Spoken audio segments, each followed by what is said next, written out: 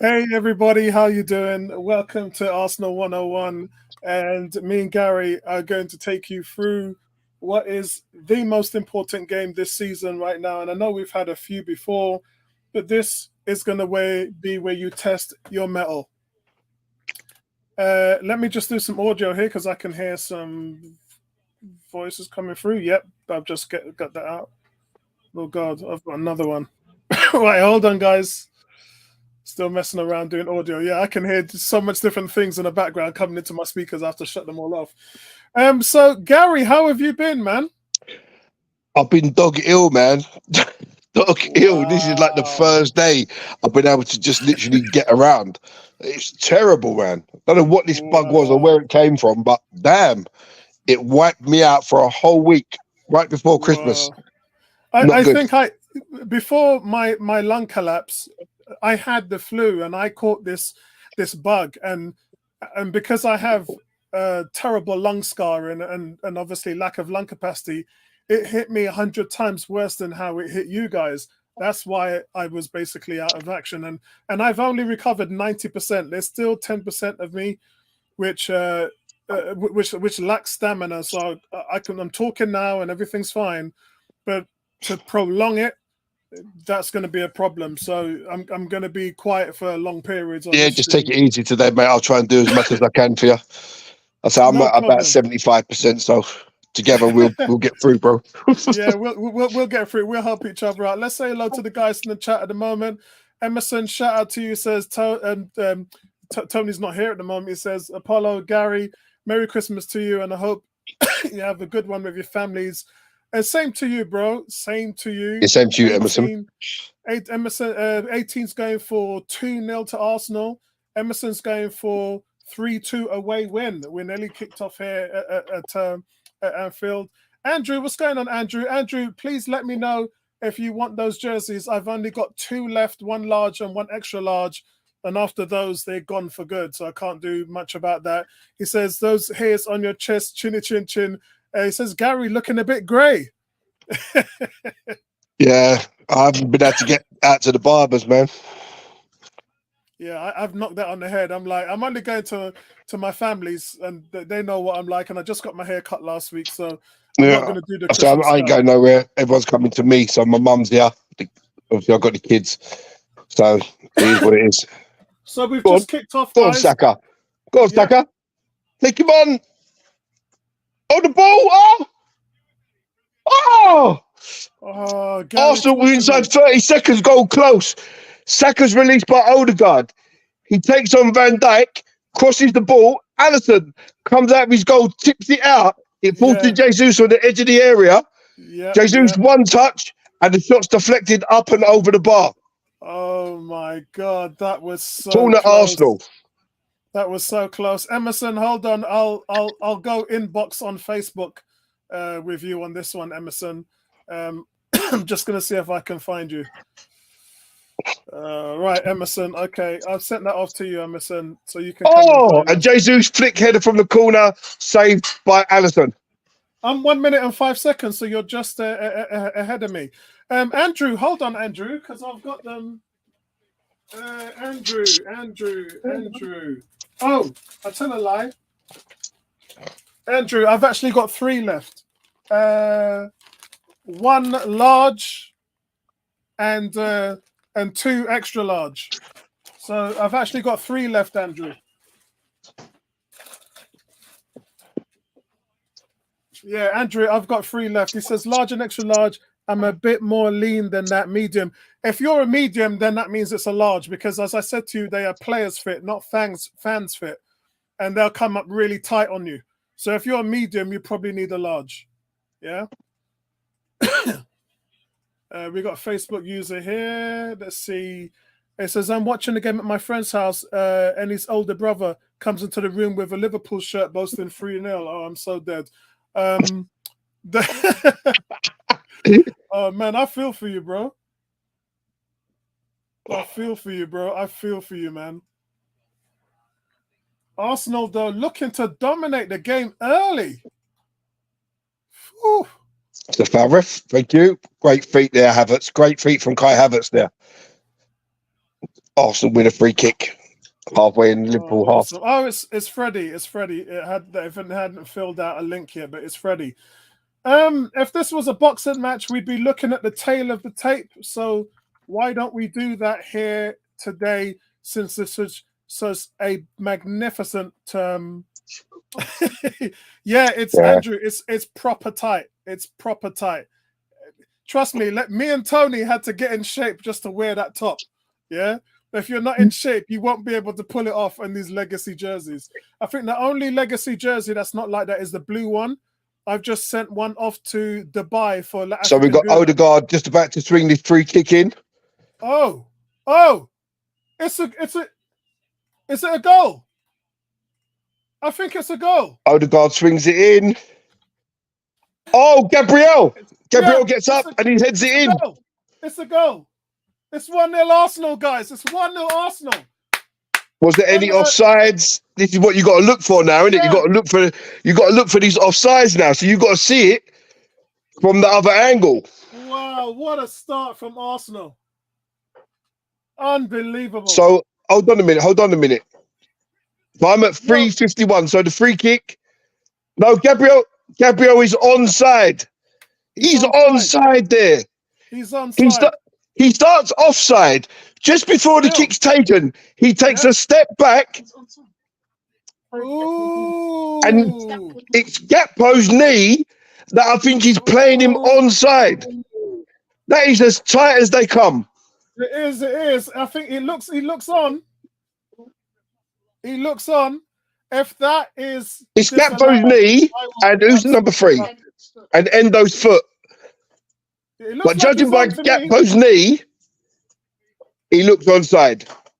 But it depends where they draw the lines. Shout out to everybody. Shout out to Fiona, Mark, Pengi. I hope everything is going well with you. Happy Christmas to you and your family. We got your card, and I appreciate that, bro. We've been spoiling it. It's onside. Andrew's just said it's onside. It looks onside. Yeah, it's onside. It's onside. Yeah. It's a goal. This is incredible, guys. What an amazing start by the Gunners. So, guys, Odegaard delivers the free kick. I'm going to try and get this up for you guys because so we can have a look together. And it's not only that, I mean, when that free kick swung in, Alisson's positioning has got to be questioned because he's neither here nor there. He's near the penalty spot. And if you're not going to come and get it, there's no reason for you to ever be there as a goalkeeper. Yeah. I can't do that, Emerson. It's got to be. I've done it on the Facebook, so you've got it in Messenger. You've got the invite in Messenger. Let's see if I can find. Here it is. Let's see if I can find it, guys. What an incredible start! Absolutely incredible. We could have been 1-0 up inside 30 seconds. Yeah, we've just been all over them. They haven't been ready for us, guys. Here it is. Can we blow this up a little more, Gary? Let's blow this up a little more. What a header that is. Bang. Have that. So that's absolutely, yeah. That's it right there. And they all started off. I'm just looking at it there. Now it comes off his shoulder, Gary. It actually comes off his shoulder. Yeah, but they all count, man. Don't care where it comes off. And he come off in little toe for all I care, man. Yeah. That's an incredible that's his first Premier League goal of the season, you know. I know, and this is the guy who bangs pure goals in. What an incredible start, guys. So it's Martin Odegaard who gets the assist, delivers it from the left-hand side. Gabriel meets it. He's unmarked from 10 yards. Yeah, he lost Konate. Yeah, Konate's the guy he lost. Go on, Gary, talk us through it. Yeah, he loses Konate. He gets to the ball, and Apollo says it may flick off his shoulder, but the most important thing is it flies into the back of the net past the stranded Alisson. Wow! But they actually start all offside, and just before the kick's taken, they take a step left, and then they come back right just as Odegaard beats the ball, playing them all onside. Very well worked. That must have taken time on the training ground. Unbelievable! What a great start, guys. And just before that, I was going to do the tail of the tape. I can do that now, but even though we've scored... That's the elbow, ref. Are you kidding me? Yeah, I saw that. Are you kidding? That's an elbow in the face. Oh, my word. That is a straight elbow in the face. Whether you're defending the ball or not, you can't swing an arm like that. VAR's done nothing about that at the moment. Like, it wasn't elbow, it was his hand. But you can't swing your... No, looking at it from the other way, it's just a handoff. Nothing more. Get up, Saka. Yeah, That's nothing doing there. Okay, just a little guys, handoff. Let's talk about the tail of the... Andrew says, slap Gary. What's going on, cuz? The best, yeah. They tried to get rid of that one as best they can, but they couldn't. Guys, tail of the tape. Goal scored. Oh, Liverpool Ben White. third, Arsenal first. Yeah. Expected goals. Liverpool are second, and Arsenal are first in clean sheets. Where are we now? Expected goals at home. Liverpool are first, even though that's not helped them because we've just scored. Liverpool also are first in the league. Chances created, but look at Arsenal. Arsenal first in the league in goals conceded. They're top. Oh, Gary, talk us through it. So Arsenal on full press. Liverpool trying to play out for the back. Odegaard goes to press Endo. As he plays it across, Havertz nicks in front of Curtis Jones. Unfortunately, he can't control it, but the touch skews up and goes towards the goal, and Alisson scrambles back just to pick it in the 6-yard area. Unbelievable. But a better touch. He was clean through one-on-one with Alisson. Guys, honestly, I mean, I've gone for a draw in this game. Gary, what was your prediction? Yeah, I think I went 2-2, didn't I? Yeah. I mean, if we win this league, I've already said we're going to win the actual league. But if we win this game, then that's it for me. I think that's it. The league is done. I think if we win this game, then Arsenal are just going to walk the league. I just don't think there's any. Well done, Kai Havertz. As good as. Yeah, but Kai Havertz got across first. So the ball sprayed out to Salah. He comes inside Zinchenko. The first player he meets is Kai Havertz, who kind of doesn't really tackle, doesn't really do anything, but he allows Declan Rice to come in behind him to nick the ball. Yeah. We've got Emerson joining us. Emerson, how are you doing? Emerson just trying to get his mic and everything working. How are we doing, Emerson?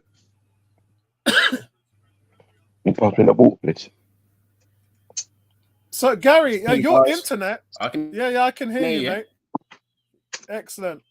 How you doing, bro? I can hear you. It's just a matter of, can you hear me now? Yeah, I can hear you now. Yeah, and I'm your videos just watching the... Ben White, you can't get done like that, Ben White. It's too easy, Ben White. I'm doing well.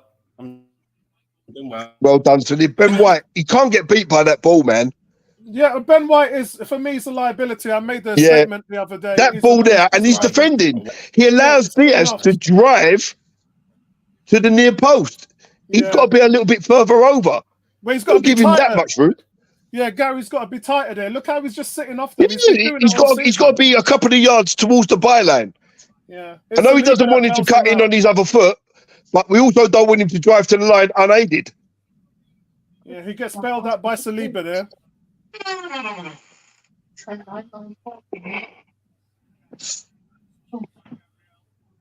Oh, what kind of clearance was that? Gary, if you're listening to this, what I'm going to say to you, and go on, mate. Gary and Apollo, listen to what I'm going to tell you now. Just before this match started, I put 7 scorers to score the first goal in 90 minutes. Which defender did I pick to score the first goal in the 90 minutes? Gabriel,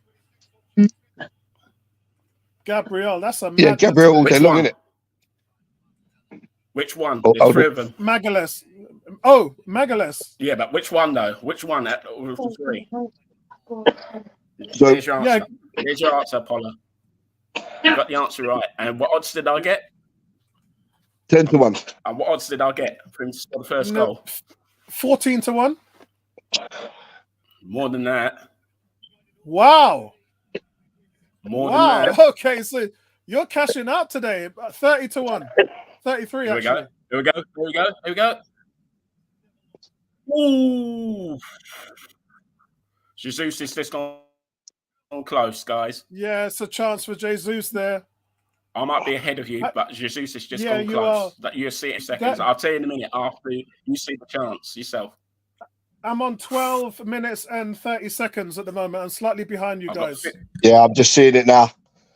Great run by Martinelli. Great Just ball let from you know, Jesus. I've Oh, got 50 to 1 for him. What? 50 to 1? He Mirrors. spoons it over the bar. Header. This is Vince. He's saying, sorry, I can't Salah join. was Got a left lot on unmarked again. right now. Enjoy all.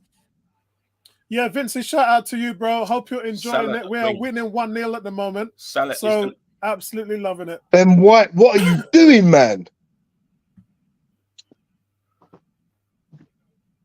We're going to have to work extra hard for this, man.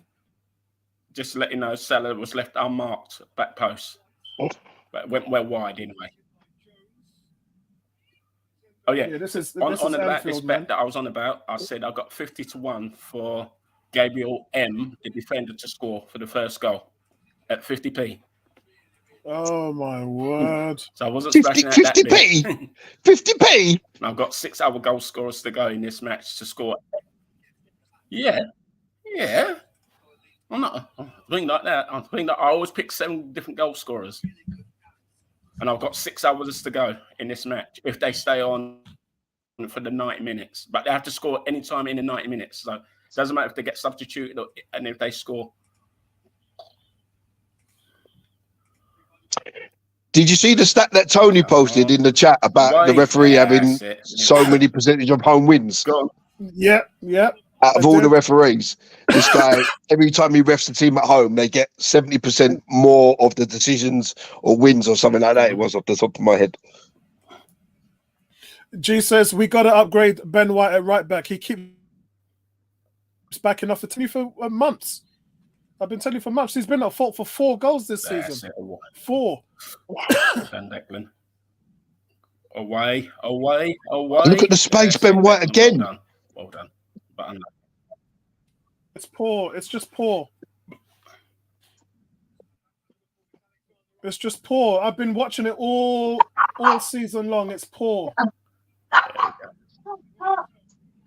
That's a foul, ref. That's a foul on Jesus. No. Well done. Come on. Play on. That's it. Go on. Unlucky. Yep. Oh. Unlucky. Offside. Unlucky. Well done. Come Shevchenko. Oh, well done. That's even better. Go on, Martinelli. Go on. Come on, Odegaard. You've got to get the ball better than that. That's it, Ben White. Great tackle. That's better. Pass the ball, Jesus, man.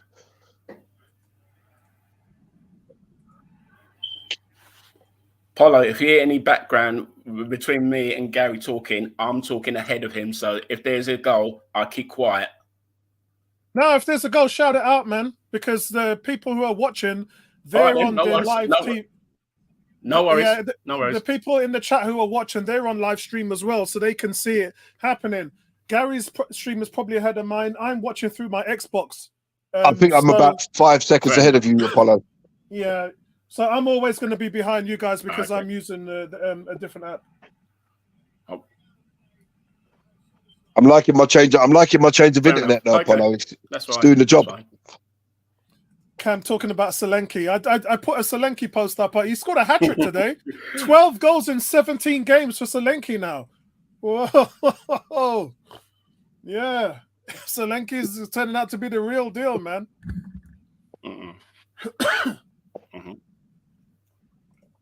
Yeah. I guarantee Bournemouth will want about 80 million for him if we want him. Yeah, I mean, at the moment, he's only valued about 40, 50 tops. If he keeps scoring the way well done, Saliba there. Solid Saliba. They're going to sell him. Gakpo didn't stand a chance of getting that ball, man. Raya fell over. Raya fell over when Saliba was waiting for him to come to get it. Saliba turned around. Raya was rolling on the floor. Yeah, look, I'm a Raya fan, but he's not filling me with any confidence whatsoever at the moment. I need to see him have a blinding game. I need to see him have a blinder. Like this game. This is the game that will test him. This is the game that will test him a lot. Oh, come on, Arsenal. You're giving it away too cheaply in defence. That's it. Tackle. Well done, Declan. Well done. That's a free kick to Arsenal, not to them. Declan Rice got the ball first.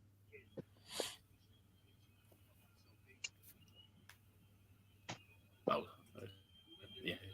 Yep, there you go. There you go. Typical Salah. This goes over his training leg.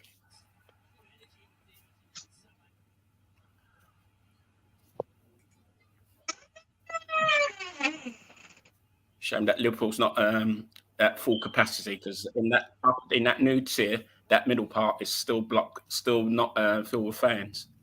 Yeah. Won't surprise me. Come next season, they put all the away fans in that upper tier in that new stand. And remember, guys, we're playing with our reserve wing backs. Declan Rice on Mo Salah there. Way. It's never a free kick in a million years. Yeah.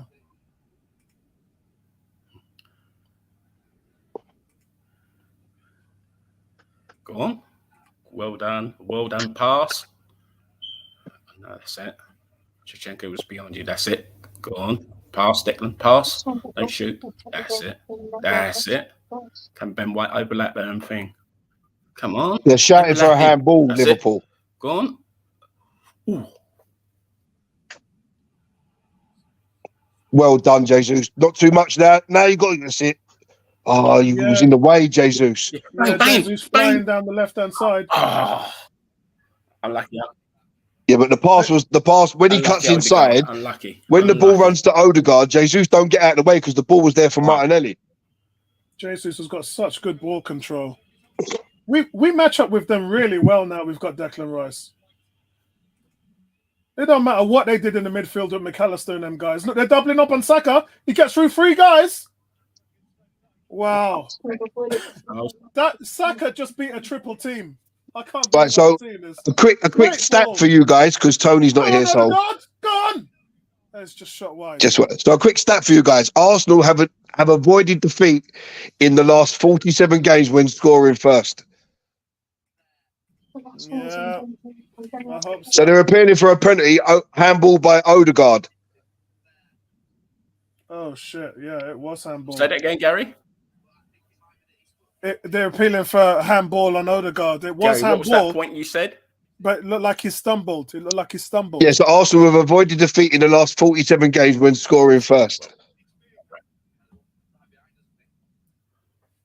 Great cover, Declan Rice. See now you're expecting Raya to come out for these balls, but he's stuck on his line.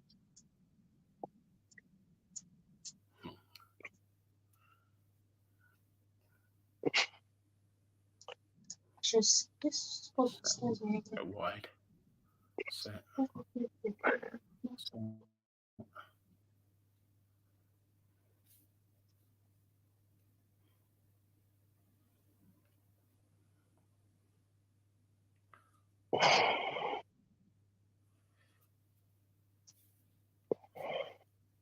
It's just me and you, Gary, now. So if there's a goal, I'll tell you.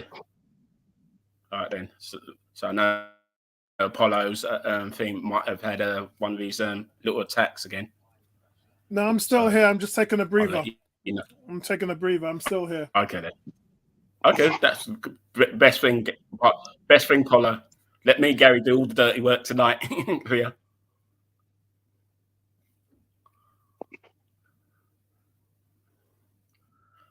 There we go. There we go. Go on. Go on. Keep going. Keep going. Oh, unlucky. Go on. Go on. Yeah, that's it. Go on. Go on, Saka. Zinchenko, you can't get done by these balls. Both Zinchenko and White get done by this ball way too much. Come on. Wide. Zinchenko just nutmegged himself there. Oh, well, Tada. No, he ain't going to get Go on, Martinelli. Martinelli's just taking the mickey there. But he's got to use that ball. He's got to use that ball. No, Saka! The ball was there, man. Martinelli's made the run. Play him through. It's these little instances like that where Martinelli's made that run. Give him the ball. Foul. Thank you.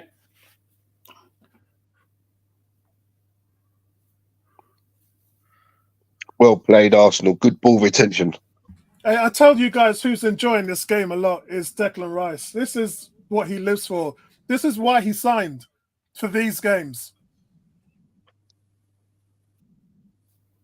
I read an article today that said he only wanted to come to Arsenal and he would have rather stayed at West Ham than gone to City. I don't know how much truth there is in that. That's 100% truth. When I talked to Colin and the guys, football agents at SEM. Did any of you guys watch that? Did any of you guys watch that match yesterday? No, I only saw the highlights. Yes. Oh, unlucky. But as I was saying, Gary, okay. Did you his hear about his wife didn't want to leave London. Man City got a knee injury in that match. Who? Rice's wife didn't want to leave London because they got a young kid as well. So yeah, but on about that thing I was on about that Man City player. Do you know the Man City player I'm on about from yesterday? Who? Rodri, I know Rodri took a knee injury. Rodri picked up an injury in that game. Yeah, he picked up a knee injury, but no one knows if it's a ACL or anything like that. So you have to watch this. You have to watch that space in the next few days to see if he plays in the next game. That Man City when they are back, which I imagine they'll be back today. I imagine they flew back today. So they won their trophy fair and square. Because that Brazilian team was useless. And they're always going to be, aren't they? All these teams that play in these substandard leagues. Yeah, they didn't even put up a fight.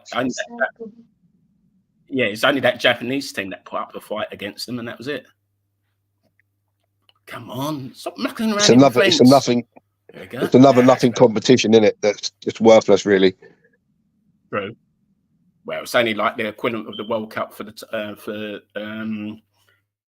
club teams in Europe and worldwide. Here we go. Go on. That's it. Martinelli's got it. Nope, sorry, I blocked him off. Rice has got it. Unlucky. Go on. Come on, Martinelli. Right, you should have got that. I had a little bit take of a break when you so I had to take Apollo, just take a break when you want. Because we don't want you to overdo it. It's goodbye, Ray, to just get rid of it there. Daniel, my cousin, says that's exactly what I was saying to Gary. I dashed my book. He never gave the through ball. Yeah. And 18 is saying, I love Emerson.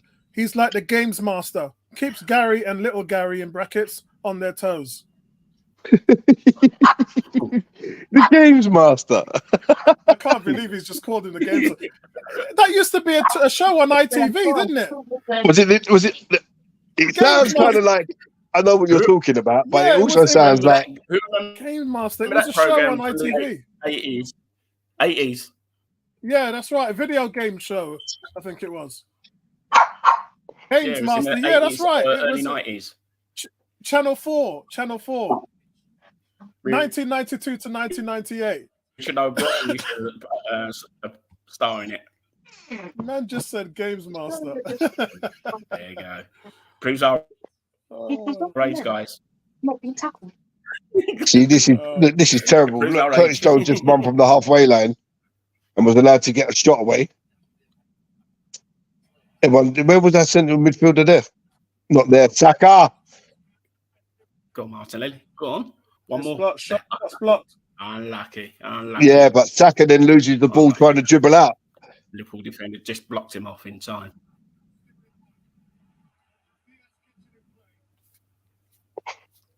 Yeah, so we've got some feedback from the handball. VAR said it was a penalty, but they said if the ref doesn't give it, VAR is unlikely to change his mind. Well, it definitely hit his hand. I just thought it was accidental. He stumbled. He was falling down. See, the thing is, I think he's kind of stumbled, and that's why his hand's in a natural position. He's stopping himself from falling, isn't he? What do you want me to do? Just fall flat on his face? This is all nonsense, man. Yeah. It is. It's all nonsense. It's just craziness.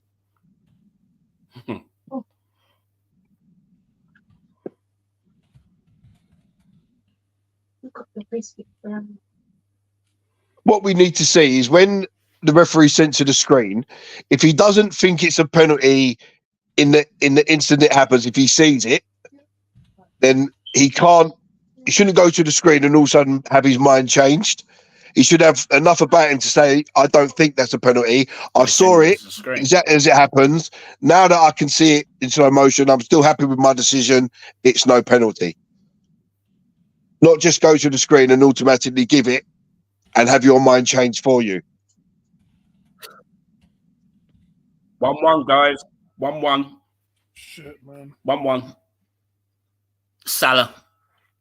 Just watch it, and then you can see who was accused.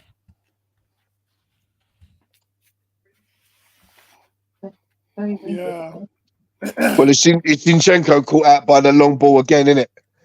Do you know what I mean? And it's so easy to come inside, and then he beats the keeper at the near post. You know, this is Zinchenko. He gets caught out by that long ball, and he shouldn't do. That's a terrible goal to give away. It's absolutely shocking. Look how easy he gets past Zinchenko. Just floats past him. And then the keeper beating at the near post. They've been looking for that ball all game in that situation, and they've got it. I mean, Zinchenko gets caught in two minds. Does he go up for the header, which he should have? Yeah, but why does Zinchenko just jump and head it? He gets a flick on that. It's only just over his head. What does Zinchenko say? You know exactly what they're trying to do. It's terrible. But then Zinchenko, hold him there. Don't let him skip in front of you. That is terrible. And keeper beating at the near post like that. Yeah. To be fair, it's a rocket of a shot. Yeah, it's a rocket of a shot, mate. But the keeper is literally nowhere near that. And you just hit it so hard. I mean, it's hard to save them ones there. Because he's shaping. I'm not having a go at Ray at all. I thought that was just a world-class finish. But he went past Zinchenko like you weren't even marking him. Normally, Salah would put that far corner. So Ray is setting for that far corner. You just have to just put it down to a good goal from good strike, but poor defending from Zinchenko. But you know what? This is why I'm annoyed, right? Because he overplayed Tomiyasu, right? Needlessly. 4 games in a week or 3 games in a week, the guy picks up an injury. This is the type of game where you need Tomiyasu to shut down Mohamed Salah. And he's missing just through being overplayed. When he didn't really need to be playing them 3 games in that same week. This is what frustrates me. But don't forget as well, Gary, he was out injured. So Arteta was probably trying to get him more match fit. But that's the risk that you take.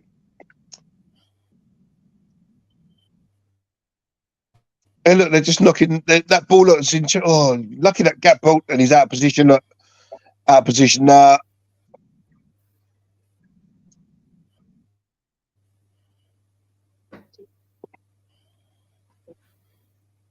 they're going for that every single time, man. Every time. Get up, Salah. It's not even close. But that's what fucking Zinchenko is defending. Even once he's beat by the ball, don't let the man just walk past you like you're not even there. You might as well just turn around and walk him to the goal. It's so bad at this level. That type of defending is so bad.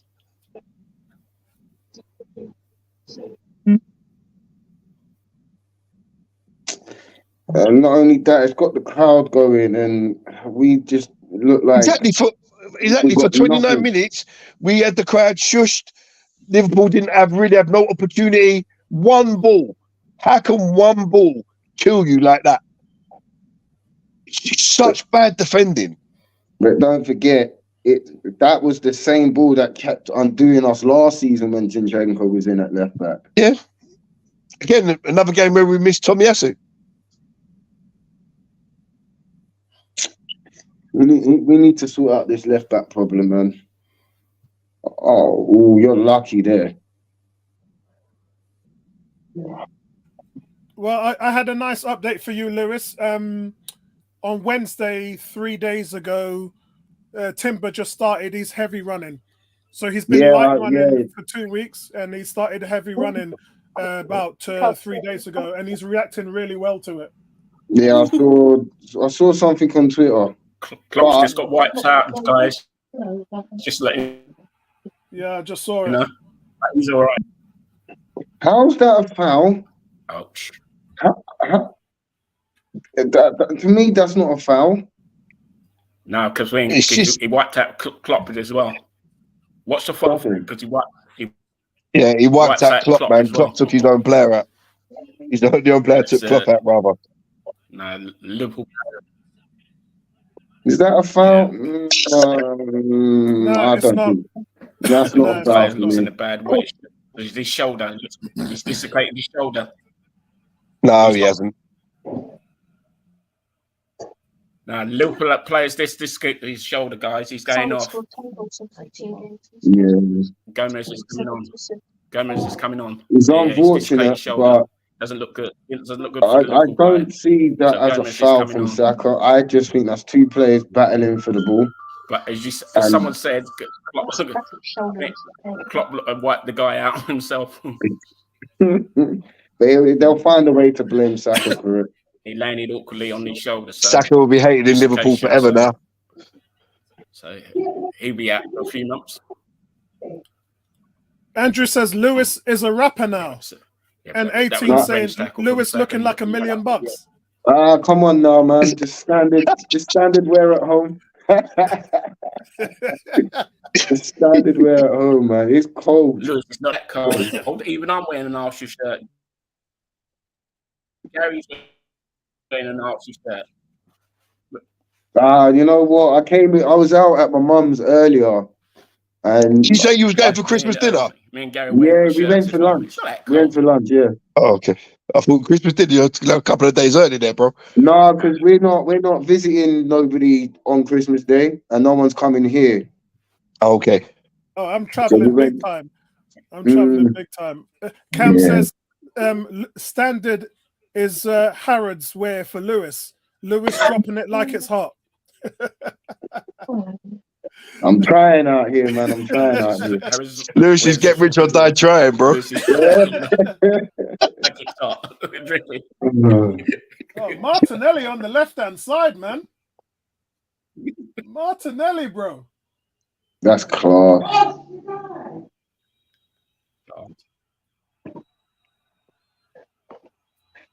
What do you want, dog? Make this count. That's Zinchenko. Why is Zinchenko just rolled over on the floor like that? I think he was fouled. Arsenal got a free kick. Because you're offside at the moment. Stay on side. Come on. Good delivery. Yeah. Well done, Saka, to get the corner. Well done. It's a corner. What are you on that dice? It's a corner. Came off you last. There we go.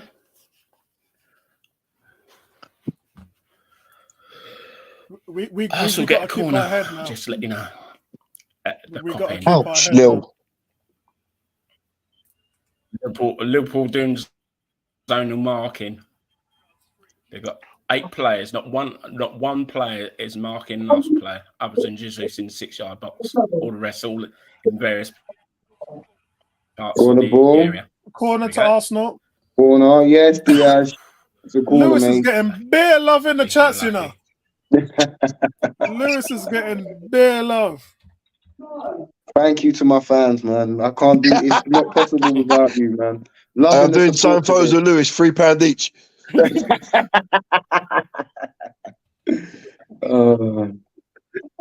Oh, you've headed it the wrong way. Headed it the wrong way. Apollo, you're on a commission. Charging 10 to 20%. Go on, finish. Liverpool are definitely here for the taking. I'm telling you. I think this is Nabil.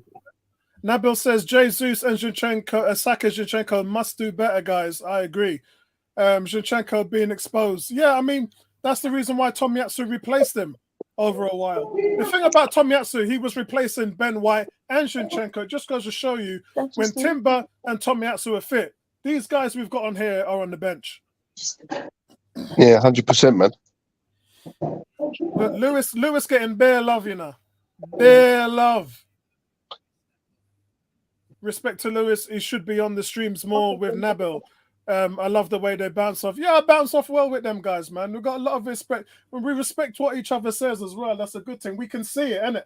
There's one thing saying it, but you got to see Saka it. got booked as well. How's that a booking? Red, Yeah, seriously, that's nowhere near a booking. That's nowhere near a booking. Like, yeah. I mean, it's a foul, yes, but it's not a booking. Not a booking. He's genuinely going for the ball. Yeah, Andrew, I shut the mic and start off when I'm coughing, so I don't want you guys to see it or hear it. So that's why I'm doing it. It's like we've gone into our shell a little bit here. We're just trying to withstand their dominance at the moment. Yeah, I was about to say, guys, we are playing Liverpool and we are playing at Anfield, and they tend to do that to you. Why did you play that ball like that, Ben? Why don't you drop it so Saka can turn and get onto it rather than in and behind? Like Gomez is tall. Get it in and around Saka's feet. Oh, Ben White. Oh, right. Oh, Jesus. I'm having kittens here, bro. Oh, come on. Oh, Ben White laps again. Go on, Clyde. Great. Go on. Oh, Havertz, you turned the wrong way, man. You should have had confidence in yourself. Well played, though, Kai Havertz. Guys, you have to remember, it was Ben White got dropped. Do you know what? I'm so frustrated. But Bukayo Saka, just put your body in front of that ball. You're going to get clattered, but you're going to get a penalty. You're going to get clattered, but you're going to get a penalty. You could see what he was trying to do in terms of volleying it. And Ben White goes down. Oh, here we go. Salah against Zinchenko. It's a good job Salah chose to pass that there because Zinchenko was all over the place again. Yeah. Yeah. They can't. They listen, without Tomiyasu, they can't play this guy. And that's a fact. That's a known fact.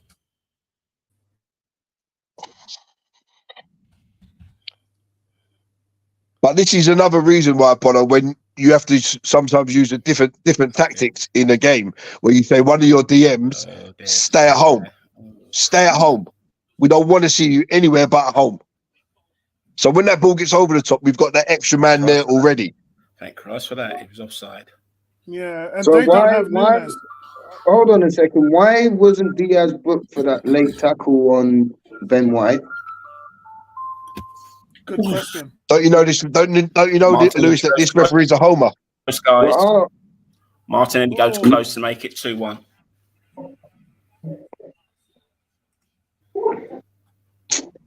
We are.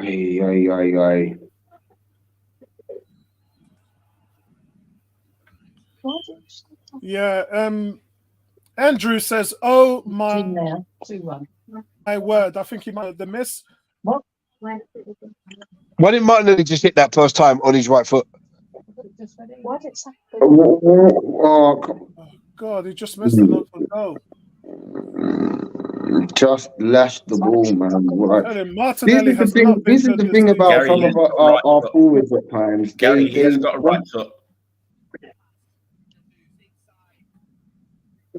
Inside. No, Saka's got to hit that early, man. What are you doing? It's just a mess. But why doesn't Saka go down under pressure from the goalkeeper? Yeah, it's just a mess. They wouldn't have given it anyway. Why doesn't Saka shoot first time is what I'm saying. Yeah. As he draws the keeper, why don't he just flick it with his right foot into the far court, into the bottom corner? Loads of options there. But then Martinelli comes onto the ball. Just hit the ball first time, man. He's trying to be too clever. This is Arsenal all over. We just try to be too clever too much of the time. But we will get more chances like that if we keep moving the ball. Come across. There we go.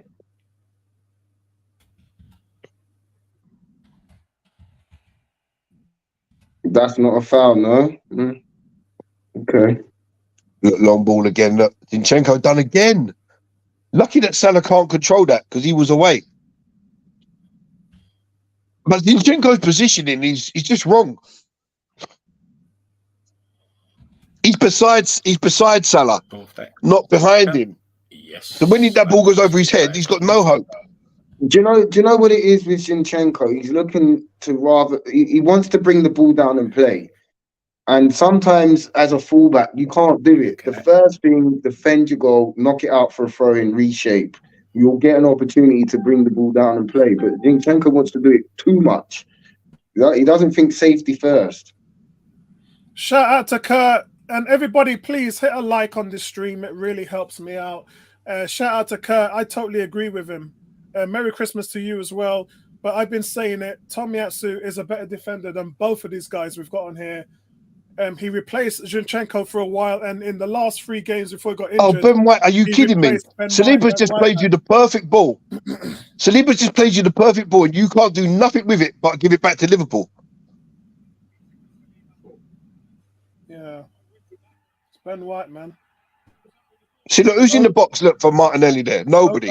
Odegaard, the captain, wins it back. Go across. Go on. It's not a great pass from Zinchenko to Martinelli there. That one's got to be on the floor.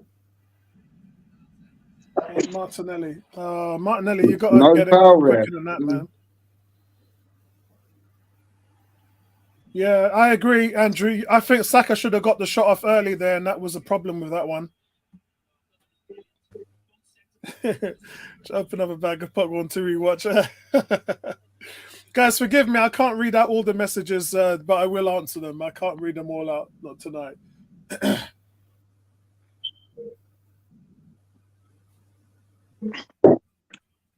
The game's gone. Yeah, and it's good. It's half time. We can come up to half time. We can regroup, and we can find out where it is. Because, look, we were on top of Liverpool, and Klopp has adjusted it, and that's got them more back into the game. So now we need to make an adjustment as well. That's what happens in these big games, guys. 4 minutes added on. Yeah, probably about right. When you take in the stoppage for I think that was a bit of a dive by Curtis Jones there. I'm not going to lie. Jesus is just complaining so much. Oh, look at this! Oh, wow! Is he going to book Odegaard? Is he going to book Odegaard? No. Oh, that is a blatant dive, man. That is a blatant dive. He's not touched him. Yeah, Bertram saying Martinelli has been atrocious. He's been like that for most of the season. Half of it his fault, and half of it the fact that they've not got him any support over on that side, and in adjacent to what Saka is seeing on the right-hand side. But Martinelli, look, last season he had 15 goals. This season he's not even going to break double digits. And I said that about a month ago. I said that to Gary and to Tony. I doubt if we'll see Martinelli get 10 goals this season. He's just completely been off it. So I don't get. So Raya catches the free kick, right? And then he holds the ball in his hand, allows Liverpool to all come running back past him, and then rolls the ball out. Why wouldn't you roll the ball out as soon as you caught it? To be fair, because there was nothing there, Gary. He had Martinelli was on the run, but he held it, and then rolled it out and put the Arsenal player under a bit of pressure.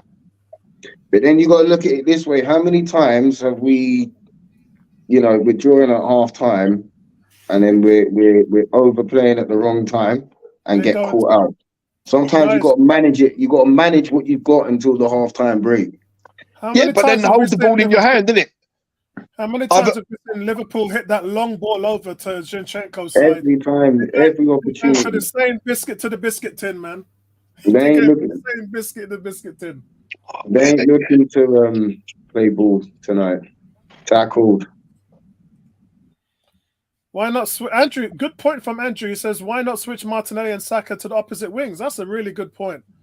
Because Arteta loves the invertedness. He wants the invertedness. We don't do it enough. We do it sometimes, but not enough. The Japanese guys just got booked. Endo's just got booked. Okay, that's good. Another book. Endo's just got booked for pulling back Martinelli. Surprised he even got a chance to pull up his shirt. Mm.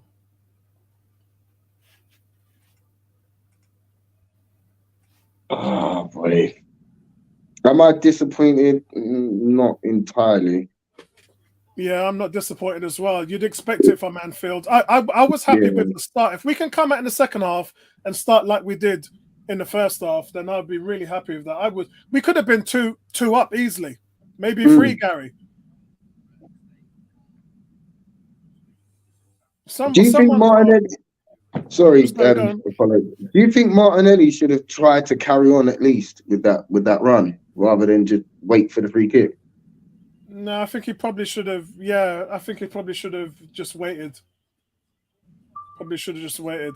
18 says when Jesus scores, we don't lose. Yep, that's the magic stat with Jesus. The problem is he doesn't West Ham score. game, guys. What's that? Havertz misses the West Ham game. He must have been booked then.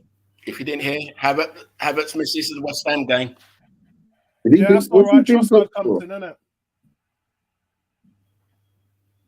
Yeah, that'll be okay because Trossard just comes booked in. Silly misses the West Ham game, 5th booking.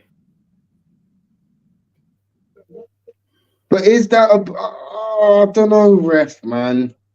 I don't know about it. If he's putting his shirt, fair enough, but just looks like he's just trying to get round him there. It's the guy. Half time, guys. Half time. 1-1. Havertz is just bigger and stronger there. Simple as. 28 against West Ham. He misses the next game, suspended. And that West Ham game's not going to be easy, man. They got a really good win this afternoon against Man United. It wasn't difficult for them, to be honest.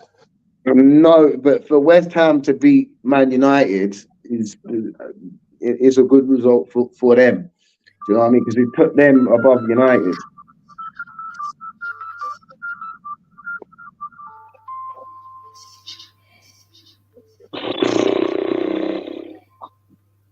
It's one of them halves where you're like, before the game, if we draw it at halftime, you take it. Now that you've seen the first 45, you're like, Arsenal should be in the lead going in for the break. Just sloppy decision making at crucial times has let us down. I think, there's a couple of opportunities there where Martinelli's got to hit it first time from the rebound when Saka gets done by the keeper. Or Saka's got to try and beat the keeper. Jesus fires one over in the first 30 seconds, deflected over. Sponsored by. Then we score. And then we give away a sloppy goal. This is the thing that we've got to do. We've got to stop giving away these sloppy goals. We've got to make teams earn a goal against us, not just keep gifting them away. I know it's Christmas and all that, but Guys, it's true. I know it's Christmas, but let's not give the presents out till after the game. Guys, one of you has got to turn your television down. I think we can hear it in the background. We've had a few before.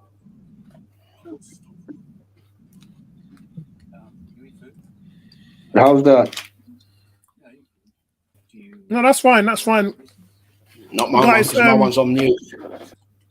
Guys, it's half time. I'm gonna try and say what I can here.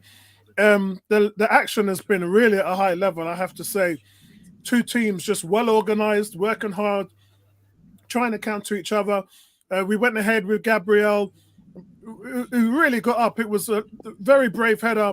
The chance came for brilliant cross from Odegaard, and he put Arsenal 1-0 up. VAR looked at it, nothing going on there. And then you have to, Salah got past Zinchenko so easily. It's really just poor defending. But then the finish was world class, in my opinion. Not much I think Ray could have done with that. But I think Liverpool have certainly responded well. You'd expect them to. And really, Arsenal have got it all to do. They've got to come out in the second half with more intensity. I think for me, at this point now, I would probably put Kivior in and take Zinchenko off. What's your guys' thoughts on that? I don't think that's a bad shout, man, to be honest. It's not a bad shout, but it's more of a mindset of Kivior. Can he do that job? You know, can he keep up with the pace of Salah and the trickery?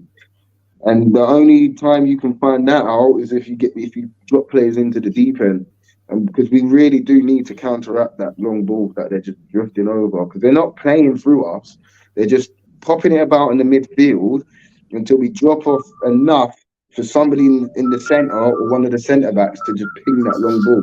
But this was a conversation I had, Lewis, with a friend of mine. That basically Liverpool are just like long ball merchants, but because Trent plays the ball, it's done with class. Oh no. You know what I mean? It's just like watching Wimbledon of the 1988. Long ball, long ball, long ball. But because it's Trent playing the ball, he does it with class. So it's always a good ball. But it's long ball over the top, and that's how they're turning teams around. It's either we got to cut the ball out from source, or we put a linchpin at the end. So someone needs to get tighter to within the build up of them going for that long ball, or you just chuck on Kivio and say, "Listen, lads, it's going to be, you know, you got to roll up your sleeves tonight, and your job is to man Mark Salah." Other than that, think that there's other ways to counter it. You can say you can leave. You've got Rice at the 6. Rice, we just want you to play the 6. Wherever Zinchenko is with Salah, you're there or thereabouts. So once that ball's in motion, you can get back on the cover. So even if he does get past Zinchenko, we've got Rice there, then we've got Gabriel, then we've got Saliba. You can't just leave it one-on-one and then wait for Gabriel to come across. Yeah, that wouldn't be the option, Gary. It would be having Martinelli drop back and give him that support. That would but Martinelli can't drop back, Apollo, from a 60-yard crossfield ball. That's impossible. Yeah, if not from 60 yards, yeah. Martinelli's up in the play, so you leave your DM at home. The whole job of a DM is to protect his defenders. You can't do that if you're playing up on the halfway line. And you've got that ball that we saw Zinchenko get beat by. You need your DM literally 10 yards in front of your back 3. So when that ball's in motion, the DM can put himself in place. So when the ball does beat Zinchenko, the DM is there to mop up. If you don't do that, and we don't make slight tactical changes, then he's going to win that ball all the time, Mo Salah, because Zinchenko hasn't got a clue. And we've seen it time and time again. Right, guys, I'm just going to pull up, see if I can find some statistics of the first half, and then we can see what we're working with. Here we go. And it's pretty much as I would have expected it to be. Oh, God, let me get rid of that. I don't know why I've done that. Here we are. So let's see what we want. Let me get rid of the banner as well. Let's get rid of that. Okay. Right, I'm all over the place here because this thing is not responding right. It's working now. Okay, so we've got Arsenal with 2 shots on target, Liverpool with 1. Arsenal's XG 0.63, Liverpool's 0.2. Touches inside the opposition's box, Arsenal 11, Liverpool 13. So you can see Liverpool growing into the game. They also have 54% possession. Final third pass is completed, though. Arsenal has more. Gary, what's your thoughts on that? Sorry, Paul, I was just watching the Liverpool goal again. Yeah. So when the ball was played, Zinchenko wasn't even in line with the other 3 defenders. He was playing because he doesn't want to get outrun. That's why he's trying to get a head start on him, which is not what you do. Yeah, I'm not too sure about that tactic, man. But sorry, go on. What was the stat again? It's on the. What's your short thoughts on the halftime statistics? Yeah, I think it's been a very even game. You know, we've had more chances, more touches in the box. Or we've had a couple of less touches in the box, but we've had the better options. You know, we've had the better moments in the game, barring the one they scored from. They haven't really had any moments other than that. You know, and I said to Lewis while you was just gone, we've got to stop gifting goals. We've got to stop giving these presents out. We've got to make teams earn a goal against us, and it's something that unfortunately we don't do. You know, we're always the masters of our own downfall. Yeah, Lewis, we're lucky to not concede that penalty away to Odegaard's handball. I know it was an accident and he was off balance, but we've seen them given. We have, but for me, if that was up the other end and it's not given, I'd understand why. I wouldn't be frothing at the mouth for it. It's just one of them ones where he's turning to go with the run or block off the run, and he's just unfortunately slipped. So that's Liverpool's fault for overwatering the pitch. You would have been surprised if it was given, but you're glad it's not. I'd have been vexed if it was given. And I'd have been very annoyed if it was given. Yeah, me too. And Emerson, what's your thoughts on the Zinchenko-Salah matchup? You think what would be really your first court of option there? Because you don't have a lot of options with your defenders missing. Yeah, I'm looking at the stats on my screen. Mm-hmm.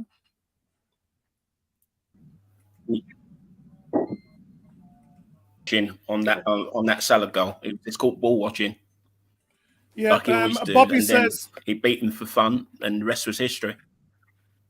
Bobby says Tommy so I'm not being sure missed again. This is why I made a lot of noise Arteta when he will make got a sub injured. at half time. Yeah, I agree 100%. I don't think Arteta had much of a choice because some of the games that we played were tough. He replaced Zinchenko for 2 games and he replaced Ben White for 3 games.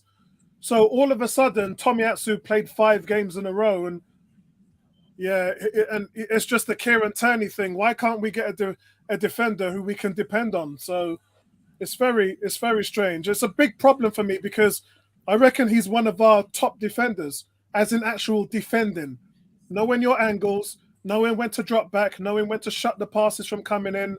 I think he's as good as the best defenders we've got on our team. The problem is he can't stay fit.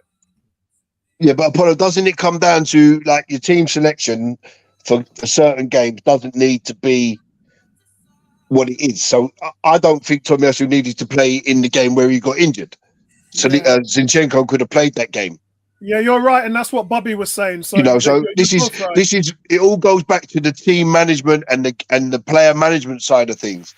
And I posted in the group the other day a comment that Dennis Bergkamp had made, where he said, to get to the league title, you need to use all your squad, and it's a major flaw that Arteta has in his armour of not going deep enough into his squad.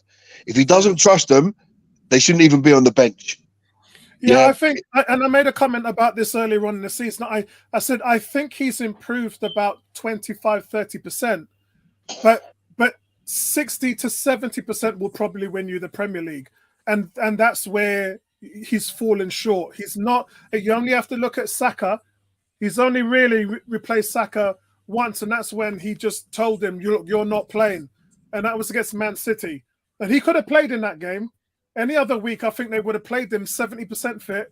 They would have played him, but he didn't. He put his foot down, said, "No, you're not playing." But in many other times, and I'm talking about 80 to 90% of the times we've played this season, he could have given Saka relief by putting a Nelson, and he hasn't done it. And it's a really worrying sign because, first of all, you've given Nelson $100,000 a week contract, and you're not even letting the guy earn the money. You gave it to Eddie. You gave it to Eddie, and Eddie's earning his money. Not only is he earning his money, but he's got 6 goals. So you're playing Eddie. Eddie's scoring. He's doing well. But Reece Nelson, you're giving him all this money, and you're not playing the guy. And at some point, what's going to happen with Saka? It's a bend but don't break. And at some point, Saka's going to break, and it's a real concern. Lewis, what's your thoughts on that? Like you said, I think with Arteta, it's a trust thing.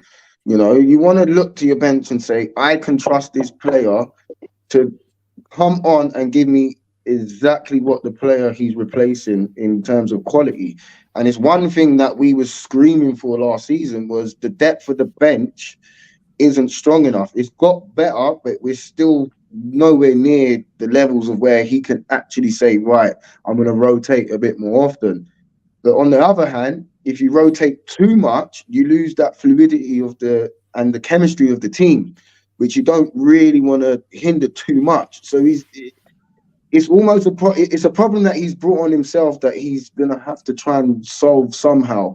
And the only way that players like Reece Nelson can get into the team a bit more often is when they come on, they need to start making bigger impacts in the game.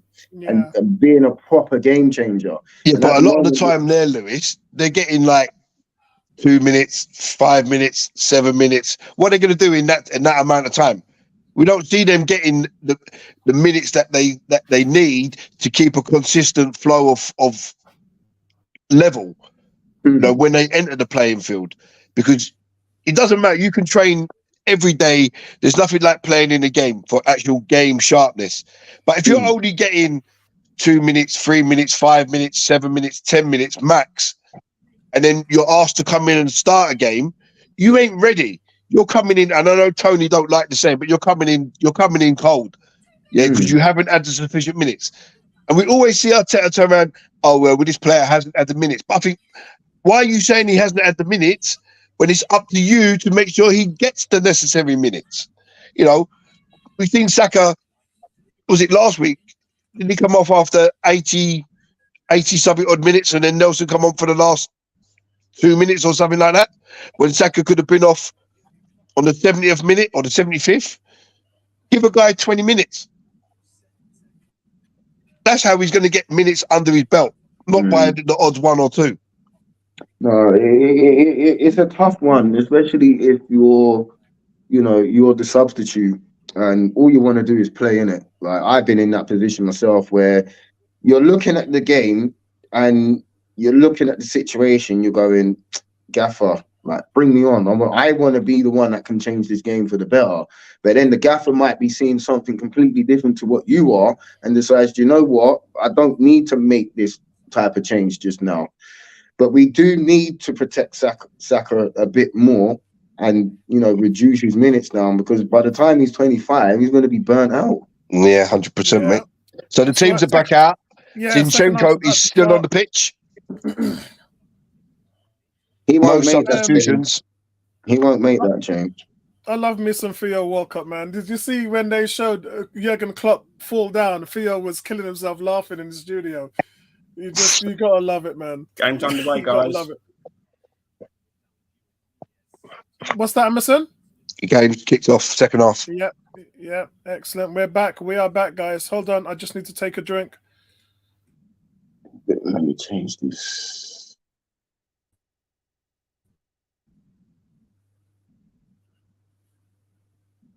Oh, God, I still got it.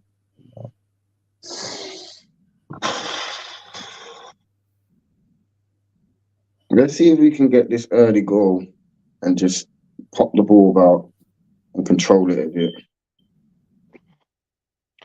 Well, Jesus just charged down the clearance from Kayate, but it ran straight through to the keeper. I wouldn't say 45 minutes. I wouldn't say to save the season. I mean, we're still up there. Do you know what I mean? Like, losing this game isn't going to say we're going to lose the title. I think that's a bit dramatic.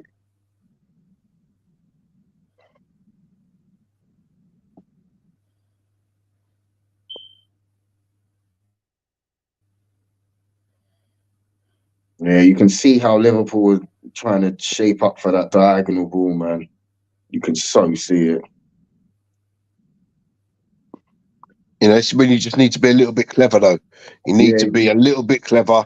Because tweak your tactics a little bit. No, I could see immediately, like, we've dropped like at least 5, maybe 8 yards deeper than what we was before. So we're allowing the Liverpool backline to have the ball. So we're just sitting in nice and compact and making them go backwards. Played, Kai. Well done. That's a foul, ref. He's gone through the back to get the ball. Why is that not a foul?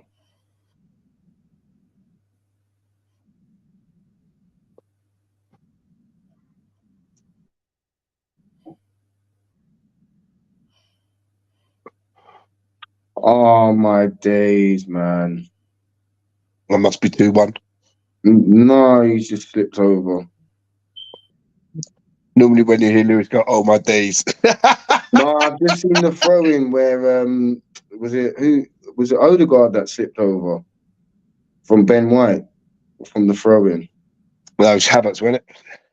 Or one of the two. Jesus, come on, that's never. Jesus, you're so lucky to buy that free kick. That was never a foul in a million years.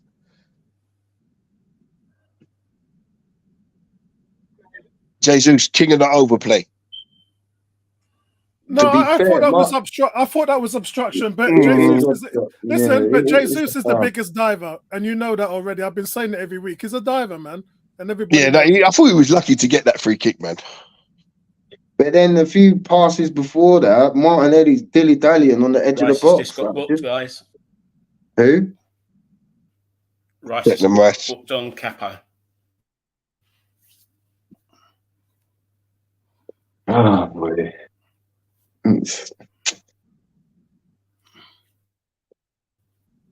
We just got to chill out a little bit. The pressure's on Liverpool to, win at home against us.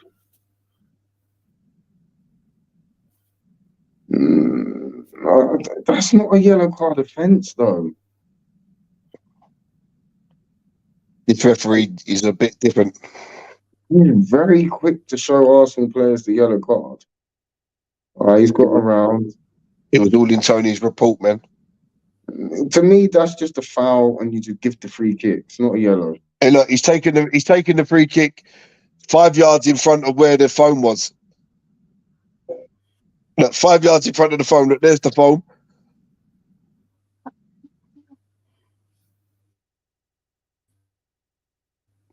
And Jesus wasn't even 10 yards away from it. Hits him straight in the back and goes out for a throw. Well, if they're going to take yards, we'll take yards. Do you know what I mean? You got to do the dark arts sometimes. Keeper. That's it. That's the perfect rollout. Well done.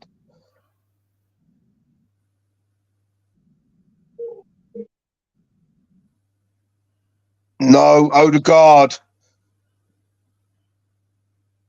Oh. So Odegaard gets caught in press. Dilly-dallying on the ball. They nick the ball. It's played out to Salah. He comes inside, hits it, takes a deflection off Zinchenko, or Gabriel, sorry, and straight into the hands of Raya. But here come Liverpool again, and Declan Rice this time breaks it up on the edge of the box. And Odegaard now runs it out. Tries to play a 1-2 with Saka that's never on. Why don't we learn?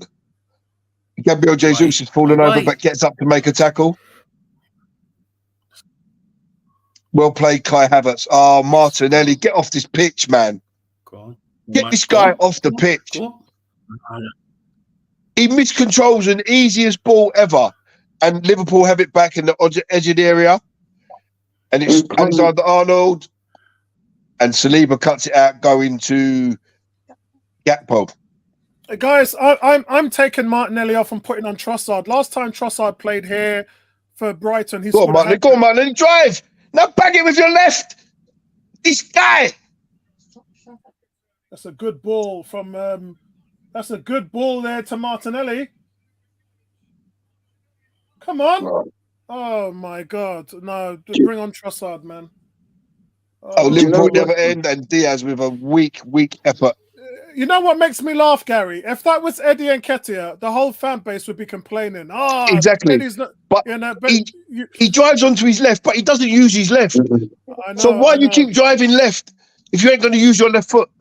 At some point, you've either got to cut right or just swing your left foot and hope for a connection that's true that takes the ball into the back of the net. Yeah, Martinelli's been off it this season, man. He's really been struggling. And I'm not being funny. Guys, at the level that we're playing at, if Martinelli doesn't shape up with his left foot soon, then there is no hope for this guy to be a world beater. But you've got squad options. That's what I'm saying. You don't have to play Martinelli. There's no God-given right that you've got to play him. If he's not playing, it's the same thing that happened with Ben White. And what happened with Ben White? He lost his position. The only reason why he's playing now is because Tomiyasu's injured. But what I'd like to see is Saka and Martinelli swap wings every now and again. Guys, we're looking very shaky. Yeah. We're looking very shaky. Oh, Zinchenko, what are you trying to do? Yeah, I would get Trossard on to try and I would get Zinchenko off as well. What is he trying to do there? Zinchenko. And Arteta, just get a message out there. God. Why is he trying to turn? Declan Rice to the rescue. He has options though. Why is he trying to do that? Yeah. If I was Arteta here, I'd be going crazy. Thank you, Declan. There it is. Calm down. Keep Declan playing Rice, with 2-touch football. Like Jesus bought another free kick. Well done, Jesus, man. Keep doing it. Keep doing it. We need to alleviate. We got no. There's no outlet. We need to get Zinchenko and Martinelli off. They're killing us, man. We need to. And it's both on the same side, Apollo. So they're both having stinkers. But shouldn't that be a yellow? Shouldn't that be a yellow card? The way this referee has been officiating the game. Yeah, but he doesn't book the home players. Yeah. Albert and Mikel need to sort something. Very close for Liverpool. Subs, man. Yeah, it's going to get closer. But again, it's a false pass from Raya that doesn't need to be made. Yeah. Turn. Go forwards, lads. Come on. It's a false pass from Raya that doesn't need to be made, and we nick the ball. They nick the ball from that. We're all over the place now. Liverpool are just constantly on us. Yeah, they're all over us. Just nerves. Yeah, Jurgen Klopp's loving it. He's enjoying it, clapping his hands, smiling. Trying to get the crowd up. Yeah, if it stays like this, they're going to score. Liverpool can smell blood. And we need to get the vulnerabilities. Look like Ray, look like they.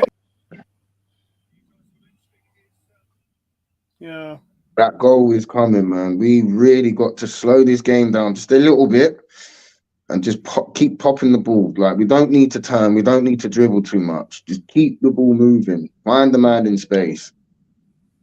Yeah, the thing is, there's not an outlet pass either, like long, that we can just launch the ball into to alleviate this type of pressure. That's the first thing Ben White's done well all day. Yeah, we are all over the place. The thing is, the substitution, we don't have timeouts in football, right? So the substitution is the best thing you can do. Well played. Go on, Arsenal. That's more like it. That's more like it. That's beautiful football. Come on, Martinelli. Go on, Martinelli. Now bang it. Bang it. Oh, this guy. Please. Please. Arsenal play some beautiful football. Odegaard spreads it out to Martinelli. Yeah. He drives into the box. And he just runs into two different. Doesn't do one thing or another. He doesn't go left. He doesn't go right. He doesn't cut in. He just runs straight into the Liverpool defender. Yeah. It's time to take him off now. Put Nelson out there. But this is what I'm saying, Lewis. That is a great shout. You know with Nelson what you're going to get, right? Yeah, he's going to pick up the ball. He's going to drive at a defender. He's going to commit him. He's going to drive to the byline. He's going to cross with his left foot. Good or he pull it back onto his right foot. He'll cross with his right foot. He was screaming for Nelson because Martinelli's getting the ball in good isolated position. Lewis, this is all the time this happens. All the time he gets the ball in some great positions. And he's not been effective, which is because I like Martinelli. I like what he can bring, but his inconsistency is killing him right now. And sometimes you need to send a message to the player, do you know what? I'm going to take you off. You're going to start on the bench because you're not giving me what I want. But the man, Arteta doesn't do that. Arteta doesn't do that. He needs to start doing it. It looks like Agent Martinelli, doesn't it? Are they paying Martinelli? Oh Lord! Don't throw that. Cool now.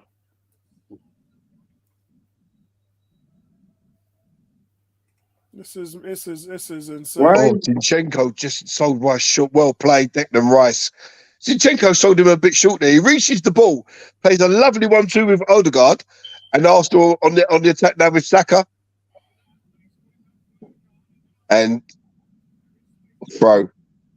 Ben White didn't do nothing with it. Gomez gets back to make the tackle.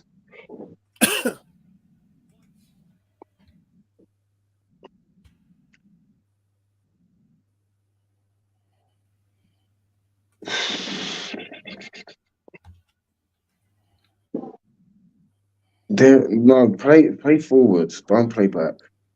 Why are you Jesus, man? Why does no one gamble? This is, you know what? Jesus has got the ball. He drives to the byline. I don't know if it's a shot or a cross. But Martinelli and Havertz Lazy. are on the edge of the box. You know Eddie's looking to tap that in, right? Of course. Eddie is there. Eddie's going to be there or thereabouts. Look at Martinelli. Look at the replay. Martinelli is not even moving. This is something I've been telling my under-11s, right? Is when the ball is in the box, I want players to flood the box because you never know what can happen. The more players you got in their box, the more chaos you create, the more opportunities you're going to get to tap the ball in. You know what? You know what my rule is, Lewis? Go on. So when the ball's out one way or the other, if it's on the left, Yeah. my other winger plays inside the post. Yeah. Yeah. In post or inside the post is where I want you. Outside the post, you're no good to anybody. That's the rule, and it goes the same way the other way. That's how you get your little tap-ins and stuff like that. Oh yeah. That's a simple tap-in. If Martinelli makes the run, as soon as Jesus controls that ball, if Martinelli makes that 10-yard run, let's face it, he's on the 18-yard line.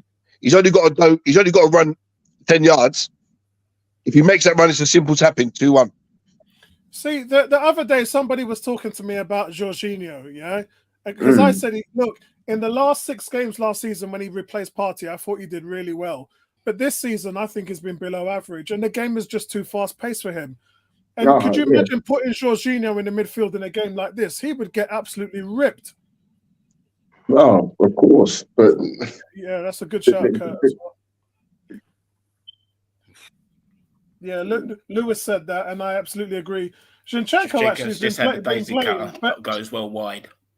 Yeah, Zinchenko for the last 5 minutes has made 3 tackles on Salah, which is good. But the one that's a cracking ball by Zinchenko. Yeah, an even better one by Declan Rice. Declan Rice has been look again. Saka's put a beautiful ball. No one gambles, and then Zinchenko wild over the bar from 18 yards. But what a ball in by Saka that is. I don't know if you guys have seen it. Yeah, I'm watching it now. What a ball that is. Come on. Come on, boys, please. Look, Jesus, look where Jesus is. Look where Jesus is. You see, he's meant to be the 9. In Zinchenko's position, right, where he's just shot from, I'm looking to slip Jesus in to a point where all he's got to do is just shoot. Look how far Jesus was standing out from just inside the box when that cross went in. That's our number 9. Yeah, that's your number 9. You think Eddie's going to be there? Well, Eddie's got double the amount of goals Jesus has got this season. That's got to tell you something, hasn't it? It tells me we need Victor Osimhen. That's what it's telling me. We need Victor Osimhen in this side. Yeah, someone that's actually going to make front post runs. You can actually cross the ball into him. We haven't had that since Giroud. I know. Now come on, put pressure on. Come on. I mean, don't get me wrong, guys. I would take the result right now, 1-1. Shut it all up, go home. You're top of the league at Christmas. I would take it right now. But this game, we can win it. Could you imagine what it would be if we won this game today? You definitely can. So, man, see, that's bad management, man. So they put Gakpo now on Zinchenko. That's where Gabriel has got to go, hey, get over here. I'll go and take him. You come and play here. But that's just easy. Look at that ball. Look. Gakpo just puts it out the air and Zabrozai is standing right there and he shoots well wide. We cannot give him too many sights of goal because he will level one into the back of the net. Yeah, he's a But burner. He is. He's a burner. You can see what he was trying to do. Actually, Gabriel just did enough to put him off from that top left-hand post, or else he would have smashed one in there. You know what? It's time. It's time for Mr. Eddie. That was for Liverpool. Yeah, almost had midget goalkeeper problems there, man. Yeah. Arteta needs to change this now rather than No, he's still got waiting another till- 22 minutes to go, yeah, before he Nah, makes a sub. take off Martinelli, put on Nelson. That way, you still keep your invertedness. Yeah. But see, the thing is, if Liverpool play for high line, Nelson's the one to go because he's got speed. Whereas Trossard ain't really that guy that's got the speed that's going to run past people.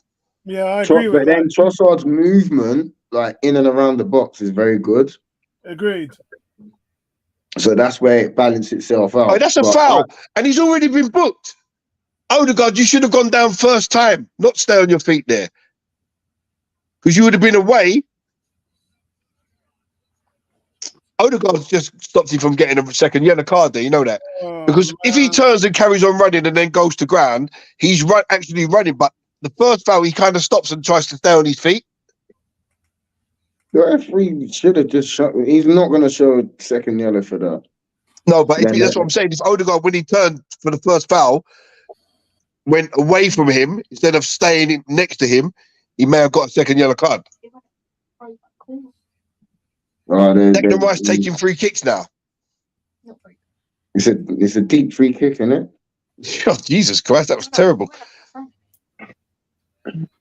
It's gone out for a throw by the corner flag. Now Liverpool are putting on height and a bit of pace in Gravenberch and Darwin Núñez. So you know what their game plan is going to be now. Yeah, so get it through. Just Trent Alexander's looking for another assist. Yeah, they're looking for the long balls now. They're looking to hold up that play. Use his strength. But that's Liverpool's style anyway, Apollo. It's the long ball. But just because, as I said at half time, because it's played by Trent, it's played with style. Yeah, and they've got Diaz in there, and he's not making use of all the long balls coming over. He's not winning those battles. Núñez would do a better job. So I can see what they're doing with him. I can see why they're doing it. Kai Havertz just won that back. Well done. And Odegaard fouled again, but the referee plays advantage. It's with Saka. And Saka's just been done again. Saka's just been done. And Odegaard. Who's that down for Liverpool? Oh, Diaz has gone down, clutching his knee. Yeah, Saka's down now. Yeah, him and Diaz clashed. But it looks like Diaz, I think that he's just pretending. He's doing that one where you pretend that you're injured so you don't get a card yourself. Yeah. Saka's back up, but Diaz is still down. Does it look good for the Diaz? They're looking at his knee, his left knee. Doesn't look good. Yeah, it looks like he popped it, didn't it? Looks like he popped it. Oh man, this is not how I would like to be spending. Looks like it's I don't think it's the front part of the knees. It looks like it's the back. He looked like he's just jarred his knee. It's one of them ones where it will hurt for a bit. Yeah, it stuck it in the No, turf. I think he's coming off. He's done, mate. He's cooked. Trossard's coming on. And Klopp can't blame Saka for that. Trossard's the way he's I'm gone not in. sure who for. Martinelli. Got to be Martinelli, surely. Yeah. Doesn't look good for Diaz as well. Doesn't look too good. Yeah, Harvey Elliott's getting stripped as well. So Diaz is coming off. Too good. And Harvey Elliott's coming on for him. His knee, but it doesn't look too good. It's like Rodri had last night. Sort of injury that Rodri had. Here comes Trossard. Elliott's coming on for someone. Well, no, sorry, they're making 3 substitutions. Thank God. So he'll probably put if Kiviar's coming on. He'll probably gone off for Liverpool. Diaz is obviously the obvious one. He's gone off for Liverpool as well. He's the second. Gakpo, Jones, and Diaz. But Elliott, Núñez, and Gravenberch. Jones has gone off for Liverpool as well. So Liverpool made 3 subs. Arsenal haven't made their sub yet.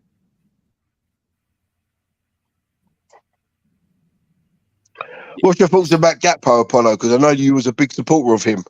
Big fan of his. Should be an Arsenal player. He can play 8, 11, And 9. For Arsenal, they're making their substitution now. He can play.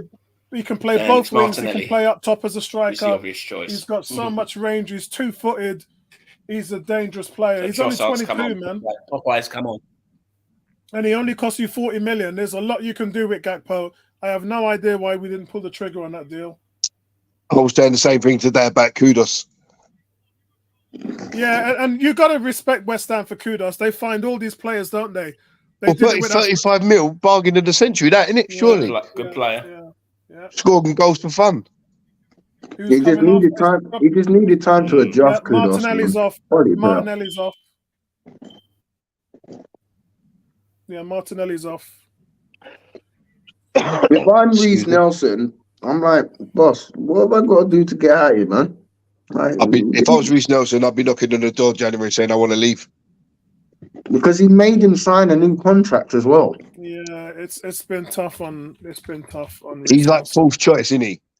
Obviously, Trossard gets first pick, Martinelli, Saka, and then is it Nelson or would it be Jesus on the left?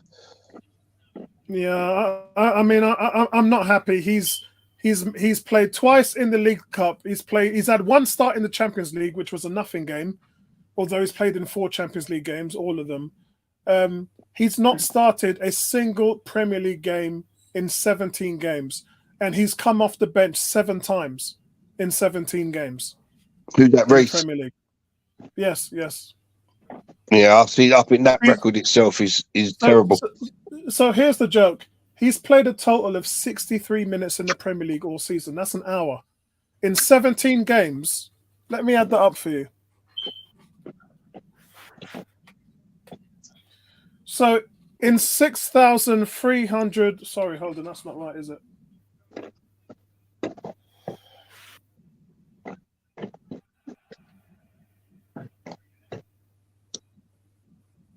Oh, Trossard, man. I'm better than that, please. I just saw that, Lewis, man. So in 1,530 minutes, Reece Nelson's played a total of 63 minutes, an hour. It's not good, is it? And then you wonder when these players are called upon why they're not ready. The thing is with Reece, he was absolutely close class against PSV.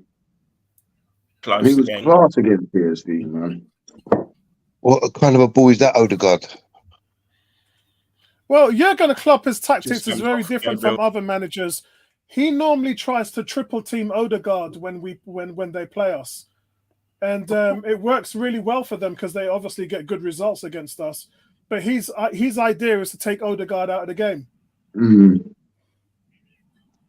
God. He's leant into that with his arm, Gabriel, to block that.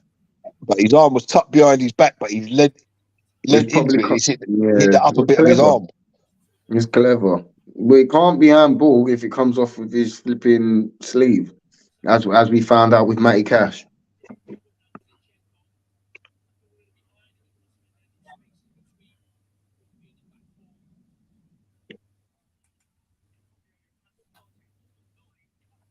Well, how's Van Dijk gets round the back there? Come on, Saka.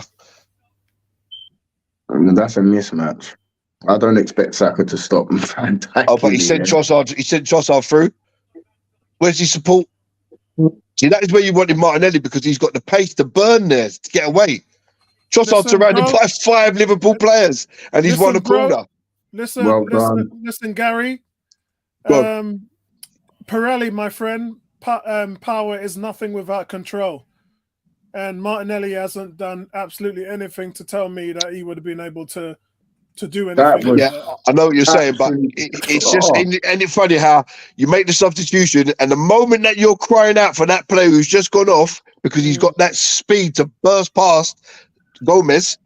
Liverpool's just missed a glorious chance. Liverpool's just missed a glorious chance. Thank God for that.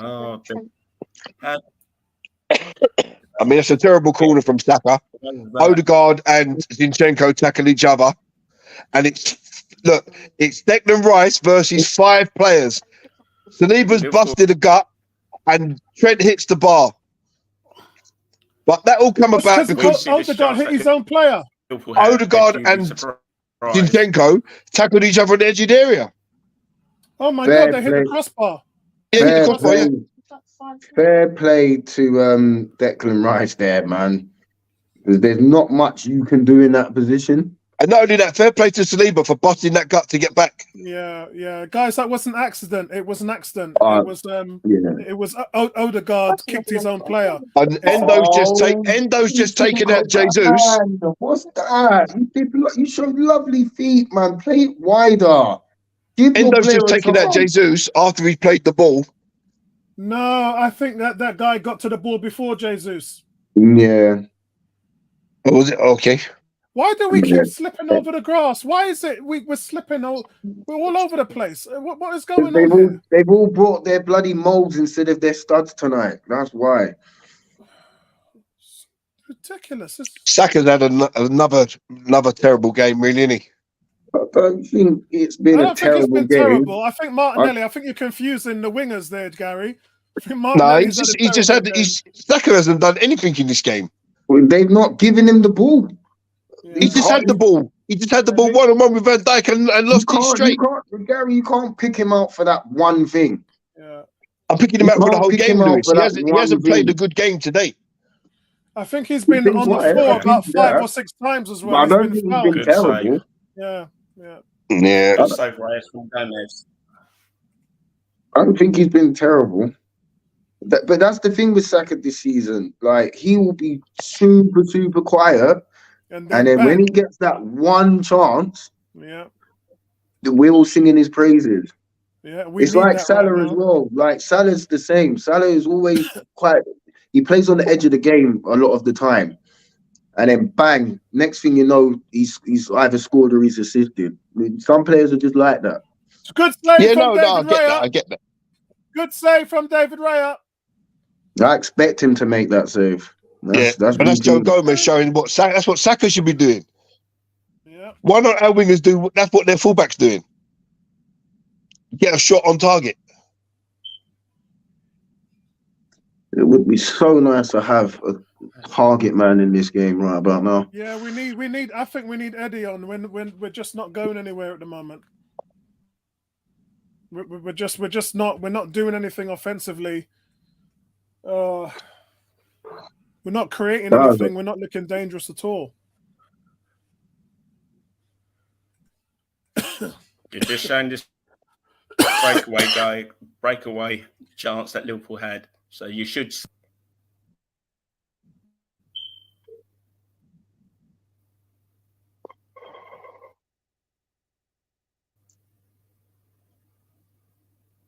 I mean, how have they both done each other on the edge of the box?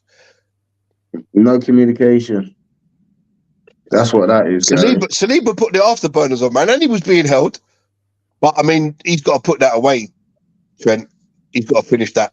I don't know what I'm not going top bins there. He doesn't need to. He just needs to slide it on the floor. The keeper's coming across. Put it back on the floor.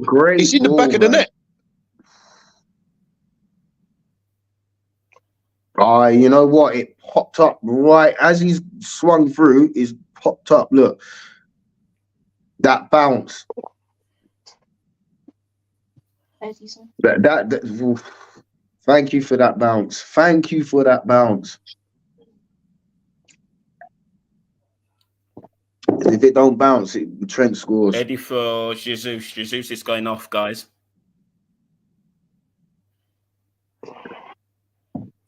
Yeah, that needed to happen. So it's the two teams with the most goals scored in the last 10 to 15 minutes of a game. Another terrible ball by Saka. Gives Ben White too much to do. God, I'm way behind you guys. Jesus is still on the pitch. I'm on 76-35.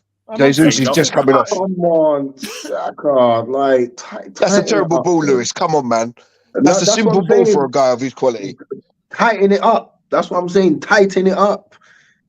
Or take him on. Eddie, if please, if you get this goal, I'll sing your plaudits. Do something for me in this game, please. You got enough time. You got enough time. I want to see that celebration. Jesus, we got a game to win. Like, jog it off, bro. We got a game to win. Lewis, if he does score, you got to take that big coat off. Then If he does score, Lewis, send it's him a not a signed goal, photo man. of yourself. It's my gown, bruv. It's my gown. My gangster gown.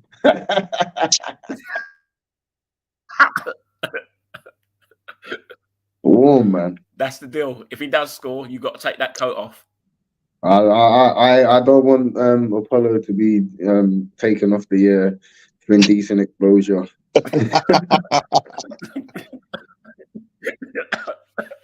It's not past the watershed yet. Oh, That's true. well done, Gabriel, but terrible ball, Gabriel. Come on, Havertz. It's almost like we're happy for the draw right about now. Like, we don't have that. Where's this killer instinct? It's almost like we're Zinchenko just got scared. nutmegged. It's a good job that Szoboszlai played the ball straight to Declan Rice, who slips but still manages to get up, control it, and find an Arsenal teammate. Oh,